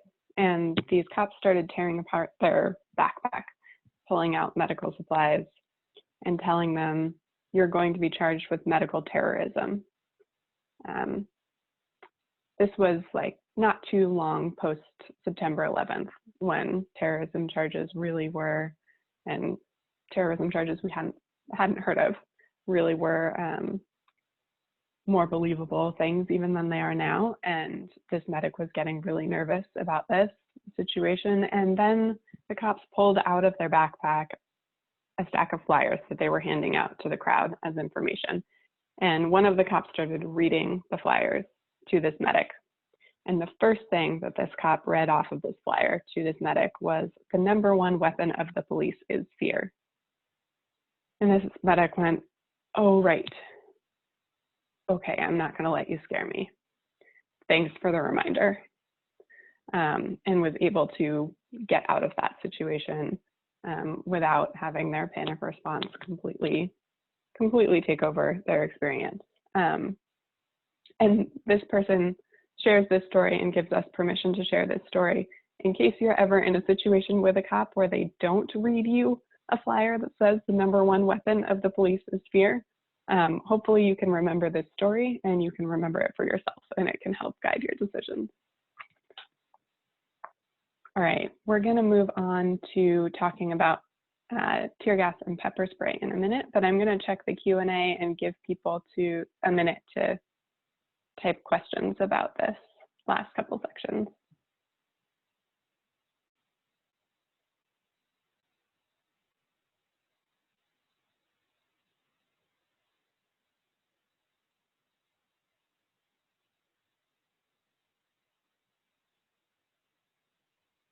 Let's see. I'm seeing questions about protesters' rights in dealing with cops. I would look for a Know Your Rights training by the National Lawyers Guild. They have chapters all over. Seeing questions about balancing the need to communicate with the need to protect hearing from loud things that may be going on in the streets, especially flashbangs. That's where I would communicate with your buddies ahead of time how are we going to communicate when we can't hear each other? If we have some kind of hearing protection we're putting on, is it okay to grab your hand? Is it okay to grab your arm? Can we establish a couple of quick shorthand hand signals that we can use? But really staying in close proximity to people so that if it gets noisy and they can't hear you, you can, in a way that they've consented to previously, hopefully, you can put a hand on them. Let's see. Advice on spreading calm with people who are already at elevated panic or aggression levels, especially people who aren't associated with protests or aren't listening to organizers. There's going to be a limit to how much you can do there. If people are trying to disrupt or are really incredibly elevated, you might not be able to de-escalate them. But speaking calmly, moving calmly and slowly whenever possible, whenever it's safe, and trying to keep your energy level down will go a long way. And if you aren't successful at de-escalating someone who's really, really up here, focus on the people around them. Because if there's one person or 5 people in a crowd who are really up here, but everyone else is staying calm and maintaining their critical thinking, that's better than the whole crowd rising to those 5 people who are up here.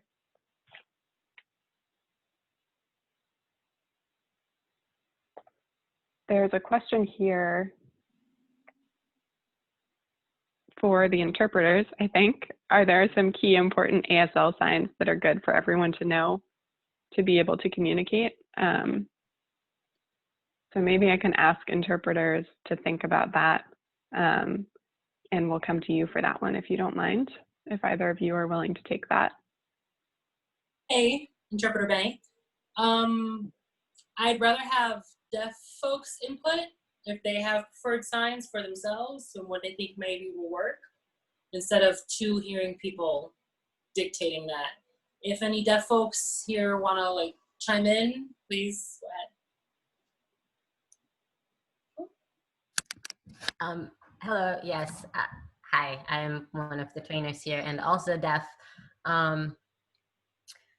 And there are a number of basic signs that I think are useful and helpful in a community care, first aid, first response sort of situation, but I think it might be more helpful if I could like make a list and maybe email them to people together with the materials rather than try to teach those right now, because that would take up a good amount of time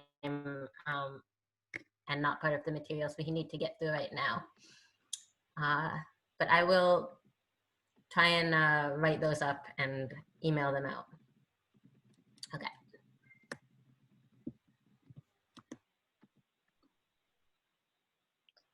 Thank you, Sangam. One more question I want to address quickly is tips for how to stop panicky rumors from spreading. The best thing I can say is don't spread them yourself. And if you can intervene and gently say, hey, I don't think we know if that's true. Let's think before we repeat it. That's something you can sometimes do with people around you. That's not going to work with everyone. But we can model and we can make choices about what we're repeating. Okay, with that, I am going to pass this off to, I believe, Marta next. Hello, I'm back. Just to carry that thread of rumor busting, cops have all sorts of chemicals, and there are all sorts of rumors that come with those chemicals. I mean, if you are a really scientifically inclined person, you can contact the companies that make those chemicals, and you can get that information sometimes on the canisters themselves. And we've done this as street medics. And you can call the company and ask for the MSDS sheets. I recommend sounding really, really earnest, like a college student doing a research paper when you ask for those things. And you might talk to a real nice secretary outside Pittsburgh who says, sure, hun, just tell me your email address. So that's fine. That's one thing that you can do.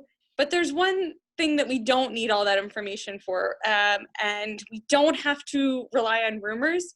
We can just work with what we see, what we hear, and what we feel when we're out at a situation. And it doesn't matter if they change their formulas or make a special new kind of tear gas, or they tested on the Palestinians, or they tested it on Ferguson, or you saw something on Twitter. We know that water always works. Water works every single time. So you can get a regular water bottle with a squirt top. It's sometimes called a sport cap water bottle. And the thing that we're doing with this is we're not trying to ease the burn necessarily. We are trying to get that thing off of you. For any kind of wet chemical burn, which is what pepper spray is and how tear gas is if it fully aerosolizes, anything that's a wet chemical burn, you want to rinse that thing off as soon as possible, whether that thing is your skin or your eyes or your hair or your face mask, because that question came up earlier. If you are wearing glasses, you'll need to take your glasses off. If you are helping someone else who's wearing glasses, give them their glasses to hold. If that person's not wearing glasses, you're going to say, are you wearing contacts? And if they're wearing contacts, they, and not you, preferably, are going to have to put their finger in their own eye and pull that contact out. If you have the option to not wear contacts to a protest and you can wear your glasses instead, please do that. It's way easier to flush eyes without contacts in them. The other thing that you're going to ask someone right away is, do you have asthma? Where is your inhaler? Because before you make it possible for them to see again, you need them to be able to breathe. So, because breathing is just more important than seeing. Everybody has to breathe. Seeing is preferable, but optional. So, and the other thing that I want to tell you is that it's just going to hurt for a little while. It's going to hurt for a little while, even if you flush someone's eyes. And it's going to hurt for a while, whether you use water or any of the other things that people are suggesting on the internet. And the internet is a place of magic and mystery where you will get many suggestions, some of which will be good ideas and some of which will not. But please, water is always safe. No one's allergic to water. Don't dump milk on people you don't know. Don't carry milk around in the streets when it's a hot day. Milk is heavy. Just stop carrying milk. Please just use water to flush people's eyes. So,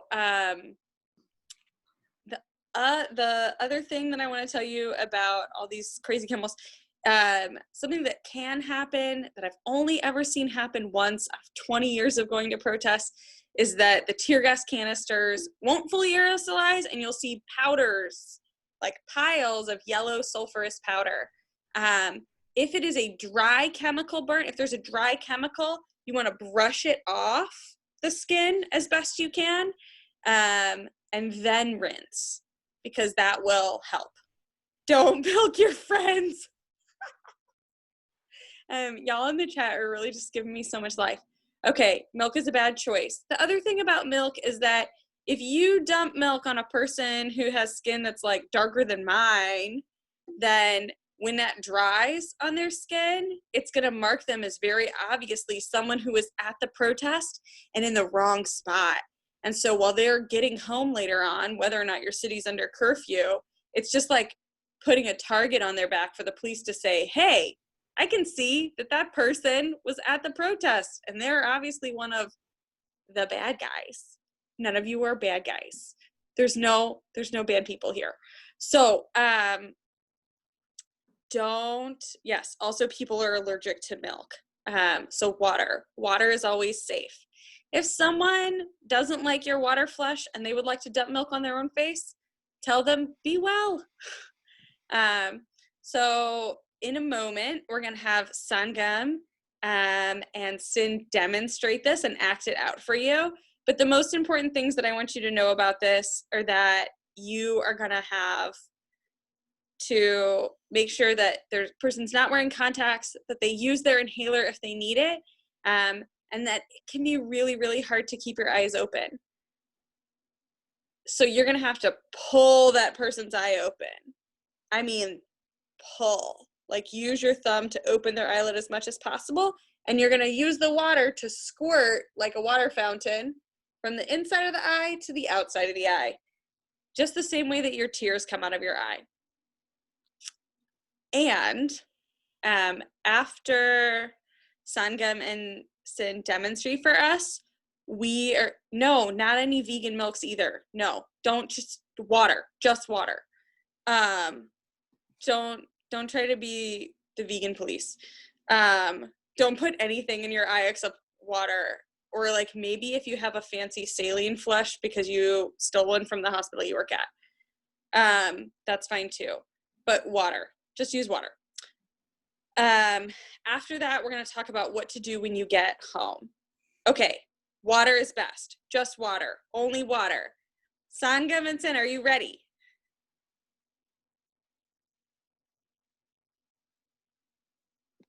Yes. Hello. Let me make sure that my video is set up so that people are able to actually see an eye flash. Here, can you kneel down?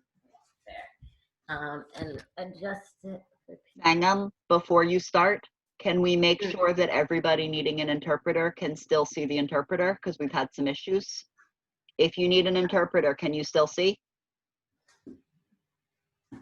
Seems that they cannot. Nope, no one can see the interpreter. I switched over to data. So take I 1 can minute and either fix that. spotlight Sangnam or I can spotlight the interpreter. I can't spotlight both. I can also go back to gallery view. It looks like in the chat gallery view is best. So we're gonna stick with that. And if that's not working for you, let me know. Ugh, why does it keep... Sorry, I'm trying to type in this chat and I'm very incompetent at Zoom. Forgive me for a second.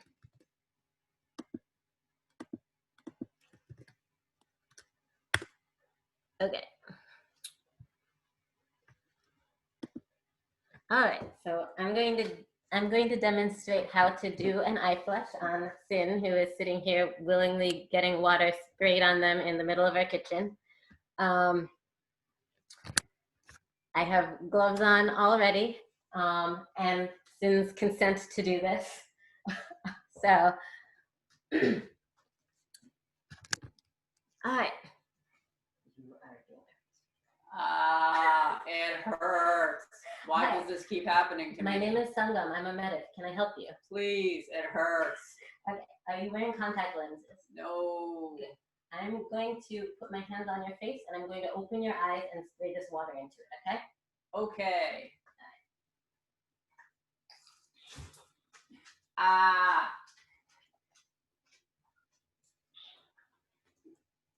So after you do it one time, you will almost certainly need to do it again. As you see, I peel their eyes open like this, squeeze the bottle firmly while I'm doing this. And what I use here, I have this sort of sport top water bottle you can get at any sports store, REI, anything like that. Mine has a one-way valve on it so that I can turn it upside down, but I don't have to open it. It just squeezes. And it's very lightweight, so I can squeeze it very easily. How do you know if you have flushed enough? They'll probably be shouting a little bit less. Not necessarily a lot less, because it will still burn, but once the person can tell you whether or not they are able to see and function enough to meet their baseline and be able to get on their way. So you can check in with the people about how that has worked for them and if they are able to continue safely on their way. Are there any more questions? contact resolution work like this? How can I think effectively flush? Do not, this question says, what if you don't have a sport top bottle? What if you've already been drinking from it? If you have already been drinking from it, I would not squirt that into people's eyes. Eyes are a very easy place to contaminate. I would not want to put my germs directly from my mouth onto somebody's eyes. And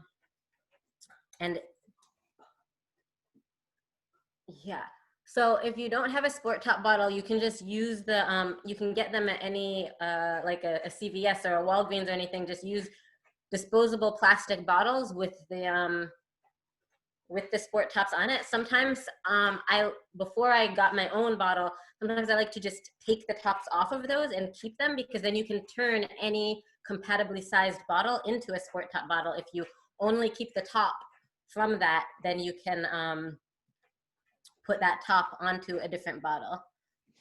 A close-up of how to open the eye. Okay, I already took my gloves off, but Sin is my partner and will probably not care if I touch their face without gloves. So if you're doing this, put gloves on. But people have different techniques for how to open people's eyes. I usually use my finger and thumb, and I pull like that. Some people use only their thumb and pull down.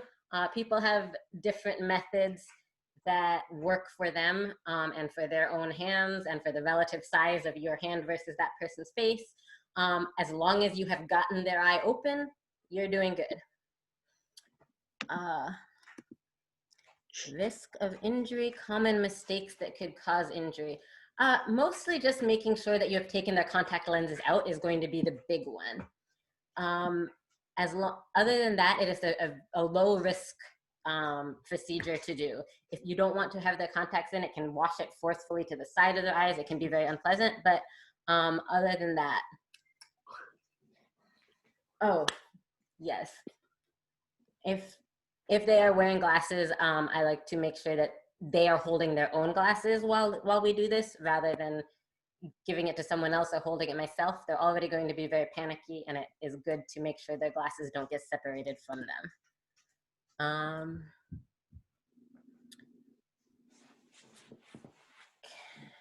Does contact solution work like a saline solution? I am actually not entirely sure what contact solution is composed of, so I cannot answer that. Maybe somebody else can answer that. What would you advise about the information circling about flushing tear gas with 50-50 water and antacid, e.g. milk of magnesia? Personally, I only carry plain water. There are a number of reasons for this. For me, as a dark-skinned person, I feel like I don't want to be walking around a protest or marking other people at a protest with like very identifiable chalky white substance. Water is safe, it is effective, it is universally available. That is what I personally prefer to use the most.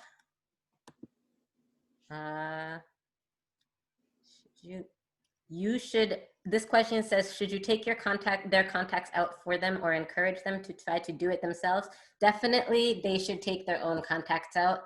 I would not want to be putting my fingers into somebody else's eyes. That is a way that you could definitely injure somebody, and I wouldn't advise doing that.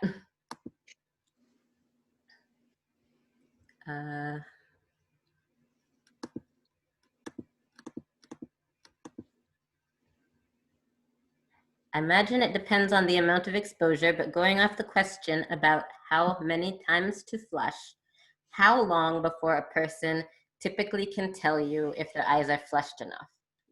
Never. How long might you wait before flushing a second time? Might you need to flush a third time or more? Definitely, you may probably need to flush a third time or more. I flush people probably generally between, I would say between 4 to 6 times is usually about how much I flush somebody who has been pepper sprayed. they will never feel like their eyes are flushed enough. Their face is going to continue burning. We are not going to make them stop hurting. We're just going to restore them to a safe level of function is the goal here. I usually have them blink several times, wait a few seconds, and then do it again, unless I have a whole line of patients waiting for me, and then my evaluations are different.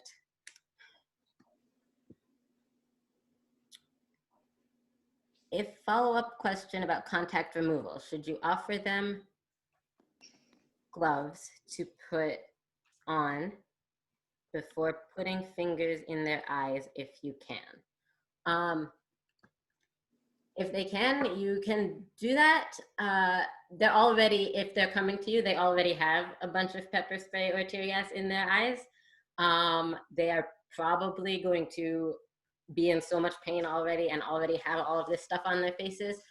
If they're in a place where they feel like they could take the time to put gloves on and then remove their contacts, that won't hurt anything. Those contacts are probably already going to be a loss, not usable anymore.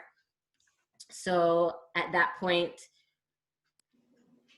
for me, when I have had patients who have contact lenses, they just want to get those out as fast as they can and then get the eye flushing on.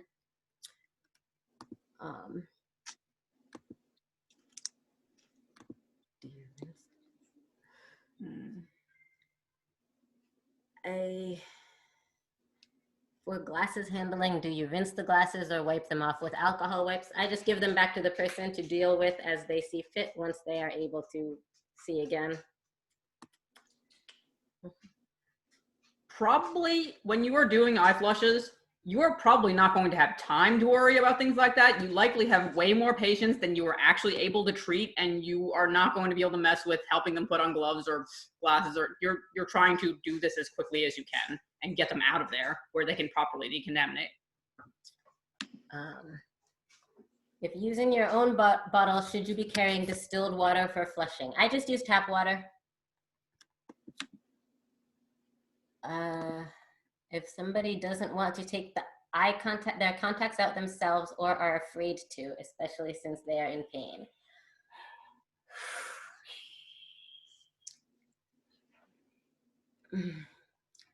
I am still not going to advise you to put your fingers into a stranger's eye who you do not know and are intimately familiar with their quirks and eyes and flailings. I think that you could potentially seriously injure somebody that way, but if you can, if they have anybody with them who you could encourage to try and assist them through this, help them calm down, I would try to encourage that. And so any tips for securing glasses to head? Put a strap on them. I often wear glasses at protests, and if you can get any kind of tie to tie them around your head. If the person has asthma and doesn't have their inhaler, doesn't know where it is, I would get them out of that situation as fast as possible and make sure that somebody stays with them who can keep an eye on their breathing, because that is a very serious respiratory irritant. Okay, I think that is all for the tear gas pepper spray. Thank you all. All right. I'm going to put my video back on. There we go. Okay, so if you have the slides open, we're on slide number 11 and 12. Those are things that can be printed together later, and there's a dotted line in the middle that you can cut down and fold it in a very special and creative way so that it opens a bit like a booklet. But what I want to talk to you about now. People lost the interpreter, Marta. Sorry. Ooh, find them.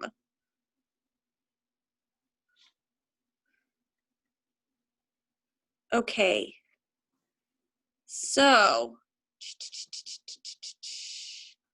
Right. Again, just Brother. putting water in people's eyes. Are we all set now with interpreters? There you are, Dina. Lovely. Okay. So yeah, just putting water in people's eyes, especially people we don't know. We're going to avoid touching their actual eyeballs. And we are going to do the best we can with what we have, changing our gloves in between each patient if possible, and flushing someone's eyes. I always tell someone, blink, keep I would, in any other circumstance, say keep coughing, keep spitting, get that stuff out of your mouth if you need to. I might squirt in their mouth and let them swish and then spit that out. But eventually those people are going to have to go home. So when you get home, after you have experienced chemical weapons, it's not dissimilar from our COVID protocols. Do not pass go. Do not collect $200. Get naked at the front door if you can. Put your clothes directly into the washing machine if you have one. If you do not have one, you're going to have someone you live with, or you're going to have to do this yourself if you live alone. Get a trash bag, bag it all up, and go directly to the shower. You're going to take the coldest shower that feels comfortable for you. Do not give yourself hypothermia. Just take the coldest shower that feels comfortable. So lukewarm, whatever you can do. Because if you put hot water on your skin after you have experienced any kind of chemical weapon, whether that is tear gas, pepper balls, or pepper spray, you will be very uncomfortable again. You're going to use the most neutral soap you have, preferably something like Johnson & Johnson baby shampoo. This is not an advertisement for Johnson & Johnson. I don't work for them. And you're going to wash your skin off as best you can. You might take a real long shower. If you're interested in reducing your water usage, do that a different day. Today is the day to get these chemicals off your skin. So you're going to wash up as best you can. If you have dreadlocks, I am so sorry. I hope you can get it out. If you have thick, curly hair because you're Italian and Jewish like me, you might have to wash your hair twice. And then once you feel better and everything is rinsed off, then you can deal, maybe not today, maybe tomorrow, with the subject of your laundry. Okay, so your laundry. Now is not the time to be a hippie. Don't use your super all natural laundry detergent that your clothes still kind of smell afterwards. Like, you know, now's the time for detergent. Similar to what I would do also if I was coming home from the forest and I knew I had a lot of poison ivy oil on my clothes. A heavy duty detergent. Some people also use dish soap because it's designed to get oils off of things like cooking oils. And you're going to run that laundry, and you might even just run it twice before you even check. If you open the washer lid and you have that unmistakable feeling of, oh, this smells like pepper spray still, close the lid, wash it a third time. If you open it a third time and your stuff still smells like pepper spray, can you throw those clothes away? Like, maybe now's not the time to be so resourceful and save every little thing. If you can throw it away and you don't need to wash it, do that. Yeah, that's the same protocols there. Tightly woven cotton scarves. Sure, like here's the thing about both Corona and chemical weapons is that all of these tools can reduce our risk, but the only way to not have zero risk at all is to never interact with any of these things. And so that's a risk that you have to weigh for yourself. Are you going to just not go outside in the street, or are you going to have this risk and then know that these are your cleanup procedures afterwards? Definitely your bandana and balaclavas and all of those things need to get washed post pepper spray. I've never taken a baking soda bath, but I have just taken regular showers after getting pepper sprayed. The other thing that I want y'all to do is remember that the #1 weapon of the police is fear, and that the burning is uncomfortable, but it does not last forever. Even if you did literally nothing after getting pepper spray on your skin, it will not burn forever. It stops. But it is good to wash these things off because your skin could get a burn. And these are chemical burns, and chemical burns are just like sunburns or like a burn from your stove. And those things heal, but it takes time. And if you treat it right away by rinsing it off the same way you would rinse off a burn if you burnt your hand on a hot pan on the stove, or if you got a sunburn, then those things heal better.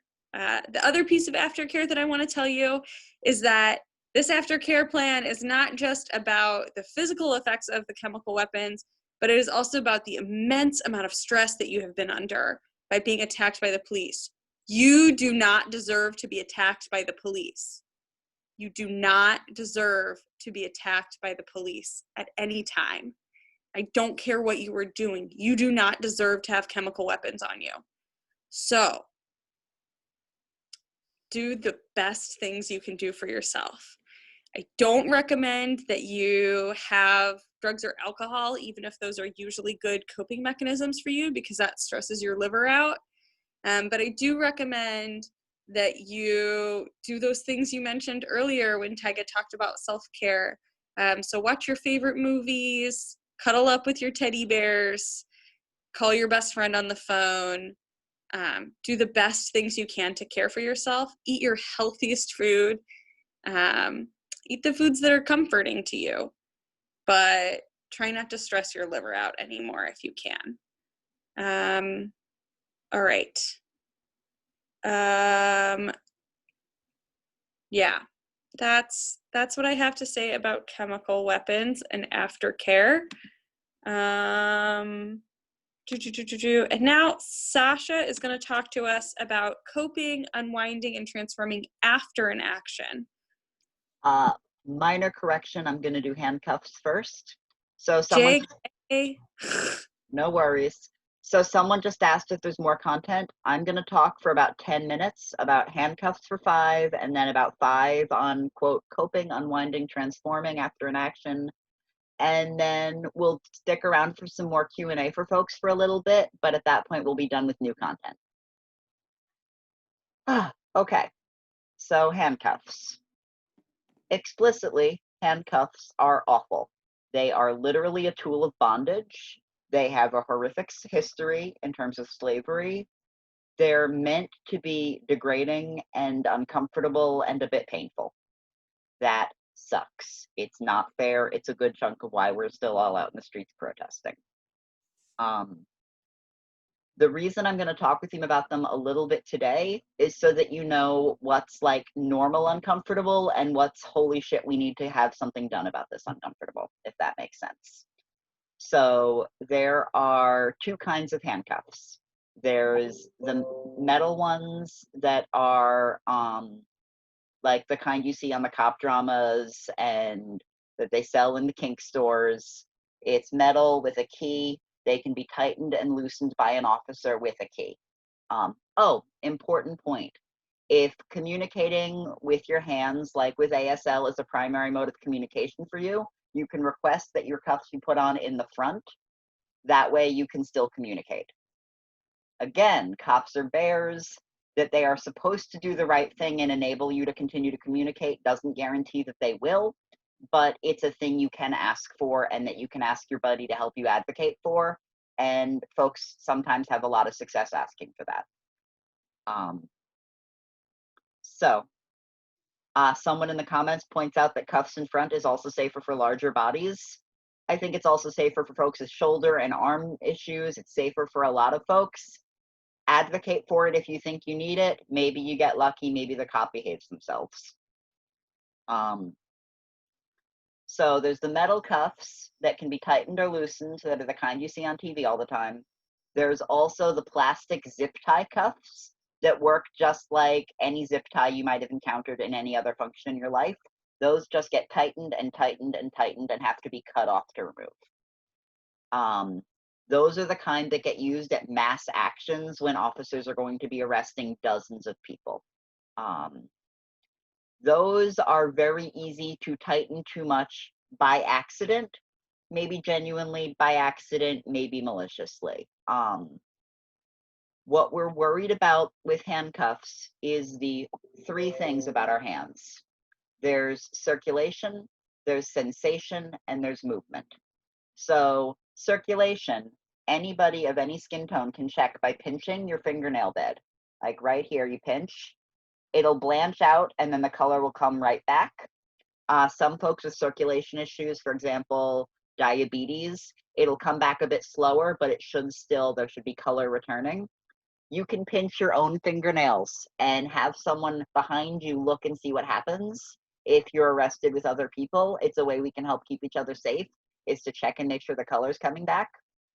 Next thing is sensation. As you tap your fingers, can you feel it the same way you could with no handcuffs on? Awesome, that's wonderful. Third one is motion. Can you still wiggle your fingers and your hand at the wrist the way you would without cuffs on? Ideally, all three of those are normal. Some degree of reduction is pretty common with handcuffs and isn't inherently alarming. I see somebody points out no nail polish. Ideally not. It doesn't, like, it's not a big deal because the big red flags you're watching out for them about to name, you'll be able to see even with nail polish on. So the two big things you're watching out for, one of them is graying skin. And so regardless of skin tone, that's the skin like graying out and looking a bit honestly dead. That's a sign of blood loss. And that's really not good. Your hand has a lot of nerves and veins right on the surface. You can see probably looking at your own hand and your own wrists, like there's a lot going on right there. And if a hand has like grayed out relative to normal skin tone, that means that there's a major circulation cutoff. There's just not enough blood getting there. That needs to be fixed within minutes. That's a great time for the person in the group of people arrested with the most privilege to start advocating loudly with the consent of everyone involved to be like, hey, this person could lose their hand. This is bad. They're having a circulation issue. These cuffs need to be removed, loosened, changed immediately. The other concern that is not quite as fast, but is still a big deal, is if the hand is floppy. If you can't really do anything with the hand other than this, that's a sign that there's some nerve damage happening. And again, you want to get that fixed like within an hour. Cops often don't care about us. A good chunk of them care about not having to do paperwork and not having to deal with lawsuits. Sometimes we can get them to take action on that basis.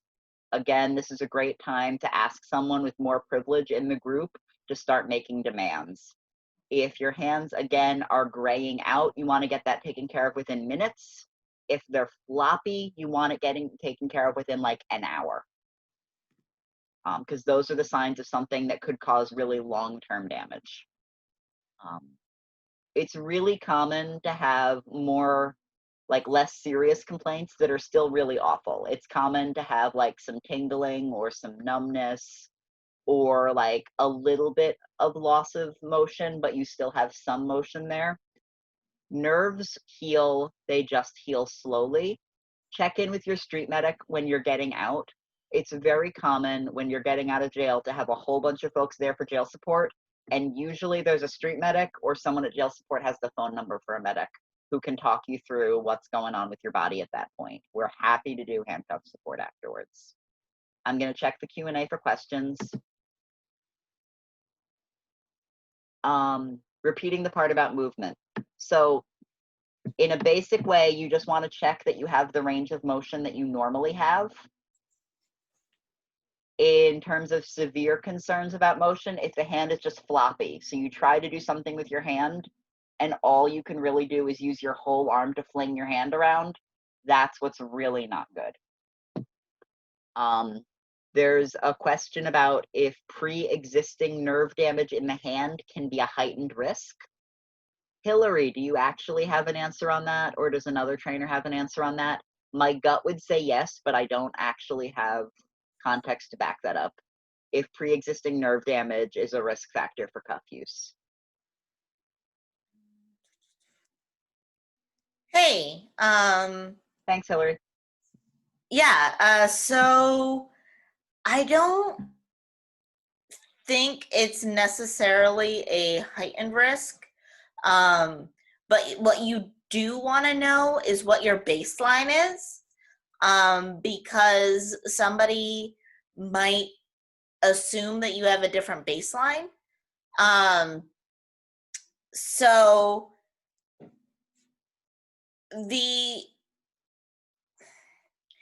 if you have an underlying nerve issue, it's not necessarily going to, the handcuffs itself are not going to actually damage your wrist more, but because you don't have the same feelings and capabilities, then you might not be able to instinctively protect yourself the way somebody else would be. That's as much as I know. I'm sorry if that's not completely helpful. I'm back on. I think that makes a lot of sense. There's another question about folks with Ehlers-Danlos syndrome and super bendy joints, where dislocation is a risk. I agree that's absolutely a concern, and I think that's something to like check in with beforehand with any medics who are supporting you. It's absolutely tricky and it's a concern. I wouldn't be surprised if you getting dislocated freaks them out and that helps you get some advocacy, but there's obviously no guarantees. I'm going to say in general for dislocation, if you don't have a history of dislocating, please don't try to fix that yourself. Please get medical attention. If you have a history of dislocating joints and you know what you're doing to do it safely yourself, like I have friends with EDS who pop their own joints back in, I'm not qualified to tell you whether you should or shouldn't do that. Like that's about you and your body and your regular provider.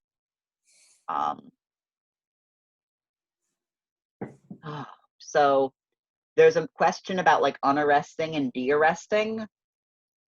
I am not going to advise you about ways to pull that off or not pull that off safely. That's just not a thing I can help you out with. I recommend going for direct action trainings and then honestly taking the trainers out for coffee and asking them about de-arresting men.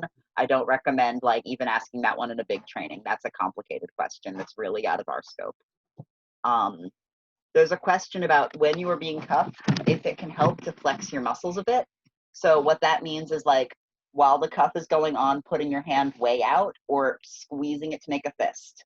You can try just putting your fingers around your wrist while you do that and you'll feel it gets a little bit bigger. A lot of folks find that helps with reducing the risk of the cuffs going on too tight.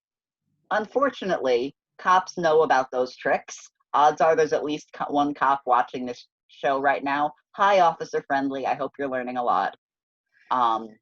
It is not uncommon for cops to try to stop folks from doing that, like smacking their hands until they loosen up. But if you're being arrested and you want to try it and see if they'll let you to try to keep the cuffs looser, that's absolutely an option. Just no guarantee you will not get your hand smacked by a jackass officer. Let's see. Claustrophobia at the risk of cuffs. That is absolutely terrifying. I think that's a thing to check in with your buddy about and maybe like other folks who you trust with the action to like make plans for how you can like manage that emotional risk. I think super explicitly, emotional distress at the prospect of getting arrested is a perfectly reasonable reason to obey police directions the first time. Like, you don't need to be like, well, I should risk arrest because anything. If it's not a good idea for you to go voluntarily, like, chain yourself to something and then risk getting cuffed, don't do it, and that's okay. Anyone who acts like the only way to be a rock star protester is by going and throwing yourself in front of cops is doing it wrong. There is a question about if it's appropriate to offer eye flushes if you are not identified as a medic. What I would do is walk up to someone and say, hey, I know how to do a water eye flush. Do you need help? Can I help you? If you feel like you can do that, anecdotally, practice on your housemates. It's a version of fun for people who are into that. It's not tricky with practice, and I think all of you, if you give it half an hour or an hour, taking turns with friends, can figure it out with the handouts we've given you and the advice we've given you today. I think that's all the questions in this right now. I'm going to take a deep breath, and then I'm going to take a few more. You're welcome to join me if that sounds like fun.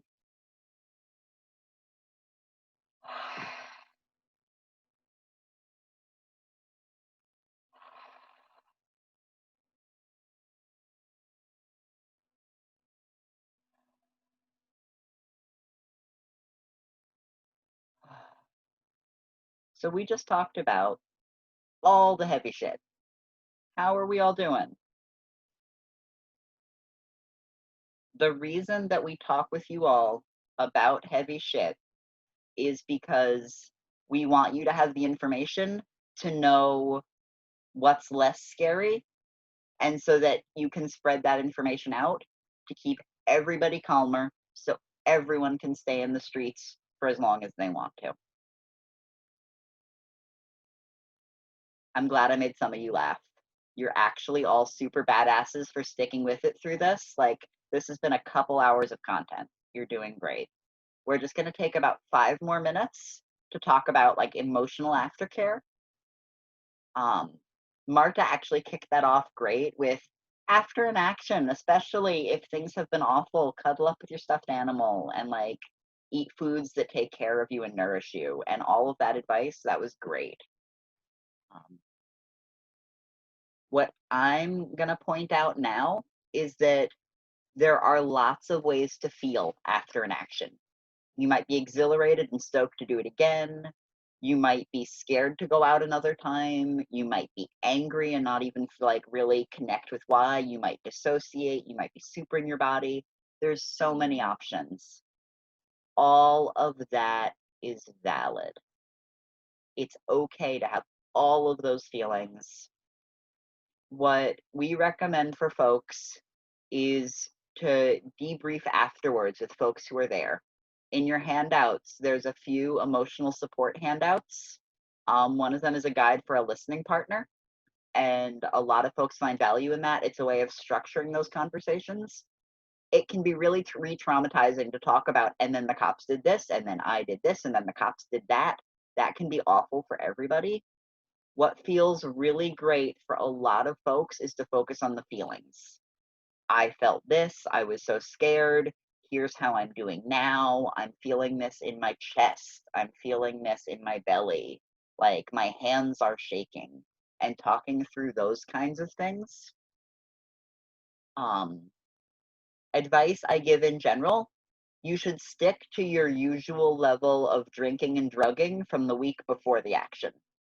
If you never drink, right after a protest is not a time to start. If you always drink, right after a protest is probably not the best time to actually start quitting, although it's a great time to reach out to support resources if you're interested in recovery. If you're actively in recovery right now, this is really tricky. It's time to have a rad sponsor and or a rad network of friends to talk with about making a plan for you to be safe. There's someone saying do not go cold turkey, and that is absolutely true. That's medically necessary for a lot of substances. You're all doing awesome. If you took videos, don't automatically upload them. It kind of turns into trauma porn for a lot of folks and can be really re-triggering. It's also not necessarily great legally for whoever's in the video. If you're certain something ought to go up, a lot of times you want to check with a lawyer first, but that's kind of outside the emotional scope. I'll screenshot. Let me think about what else is necessary. In general, listen to your body, do what feels good, don't do what feels bad. Folks are making all sorts of great suggestions in the comments. Someone just pointed out bilateral stimulation. There's a lot of like, if you tap both sides of your body, a lot of folks find that super helpful. Shaking it out works in the animal kingdom and works for humans for endorphins. Like, we are actually mammals. Don't let anyone tell you otherwise. Let me see. If you realize that either right in the moment afterwards, things are way too hard and you don't know what to do, or it's been a few weeks and things are still rough in a way that doesn't make sense to you, those are great times to reach out to your local street medics. We're actually not just there for the action itself. A good chunk of us have emotional first aid training or know the medics who do, or are connected with social workers and therapists who are rad. There are so many ways of getting you additional support. You are not alone, not in the streets, and not afterwards. A couple more deep breaths.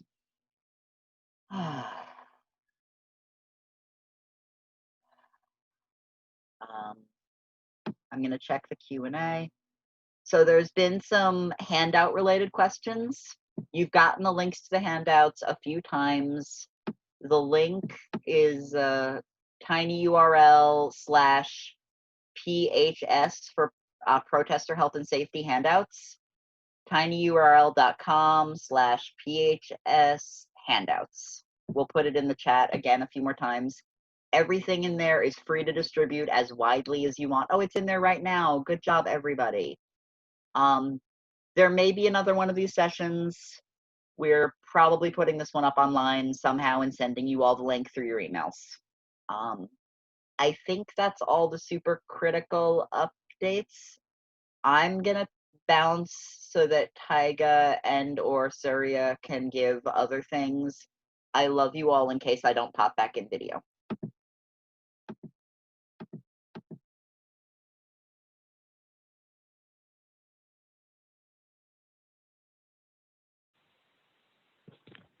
I heard my name, but I'm honestly not sure what I'm doing. If there's any other closing stuff we need to check in about, I don't honestly know off the top of my head because when I'm on teaching, my brain fries a little. I heard Charlotte had a thought about that. I'm putting Charlotte on. Hi. Hey y'all, I'm Charlotte. My pronouns are she and her. And I just got home. I've been out essentially working all day. Hi, Jacqueline. Sorry, I just got home from work. And on my way home from work, so I threw this into our trainer's signal thread and asked them if I could like be the closing moment. And Tyga said, go for it. On my way home from work, I drove around our neighborhood because there's a big old protest happening in our neighborhood. And it's pretty extensive, more than I thought, and more different groups of people. There was a really big march going from a large park up, like up a main street and into like neighborhoods. I think it's headed towards one of the neighborhood squares. And then there were also, it's a very, very large park. I mean, those of you who live in New York and go to Central Park will not think so, but by Boston standards, it's a large park. And I drove around all different sections of this park, and there were lots of like little groups of protesters here and there, and people carrying signs, and like cars driving around with signs, and cars honking, and cops everywhere. And every once in a while, like 5 cop cars would drive by with their flashers on. And I was also listening to this training. I put it on when I got in the car to get home from work, and I was listening to my friends train on my way home, and I was listening to them as it took me a very long time to circle Jamaica Plain and Roxbury because there was a lot of traffic and like blocked streets related to this protest. So it gave me some nice time to listen to my dear friends talk to you all. And I was thinking to myself, there's easily 1,000 people out at that action tonight between that main march and all of the like smaller groups that are around. And Sasha had told me there was somewhere around 300 people on this call. And I thought, geez, how cool would it be if 1 out of every 3 people in this enormous crowd knew everything that the folks on this call now know? How much safer, how much calmer, and therefore how much more possible, how much more would be possible in our actions if a third of the people who were out at this massive action had the knowledge and the skills that you just devoted 3 hours to learning. And it made me really grateful for the time that, it made me really grateful for my friends who have been running this training. And it made me really grateful for all of you who committed this like several hours. And we're always asked to do this training in like 15 minutes or a half an hour as part of an organizing meeting. And we always try to say, like, actually, there's a lot here and we're going to take the time to do it well. And we want people to really feel like they got the content. And it still feels like it's too much too fast. But the point is, like, y'all committed 3 hours of your life today to learn some really valuable skills. And as I was driving around sort of looking at this big crowd that's gathered all around the neighborhood, I just felt really grateful to know that all of you all across the country are going to take the things that you have learned here with us today and take our handouts and spread them around to your friends and tell your friends to go to health and safety trainings and help to spread this kind of knowledge and safety and ability to spread calm all throughout our movement so that we can get done the work that needs to be done. So thank you all for coming and joining us here tonight. Woo.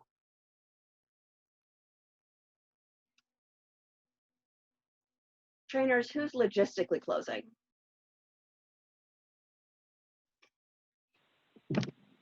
Oh, I don't know if that actually is me. Sasha, that might be you.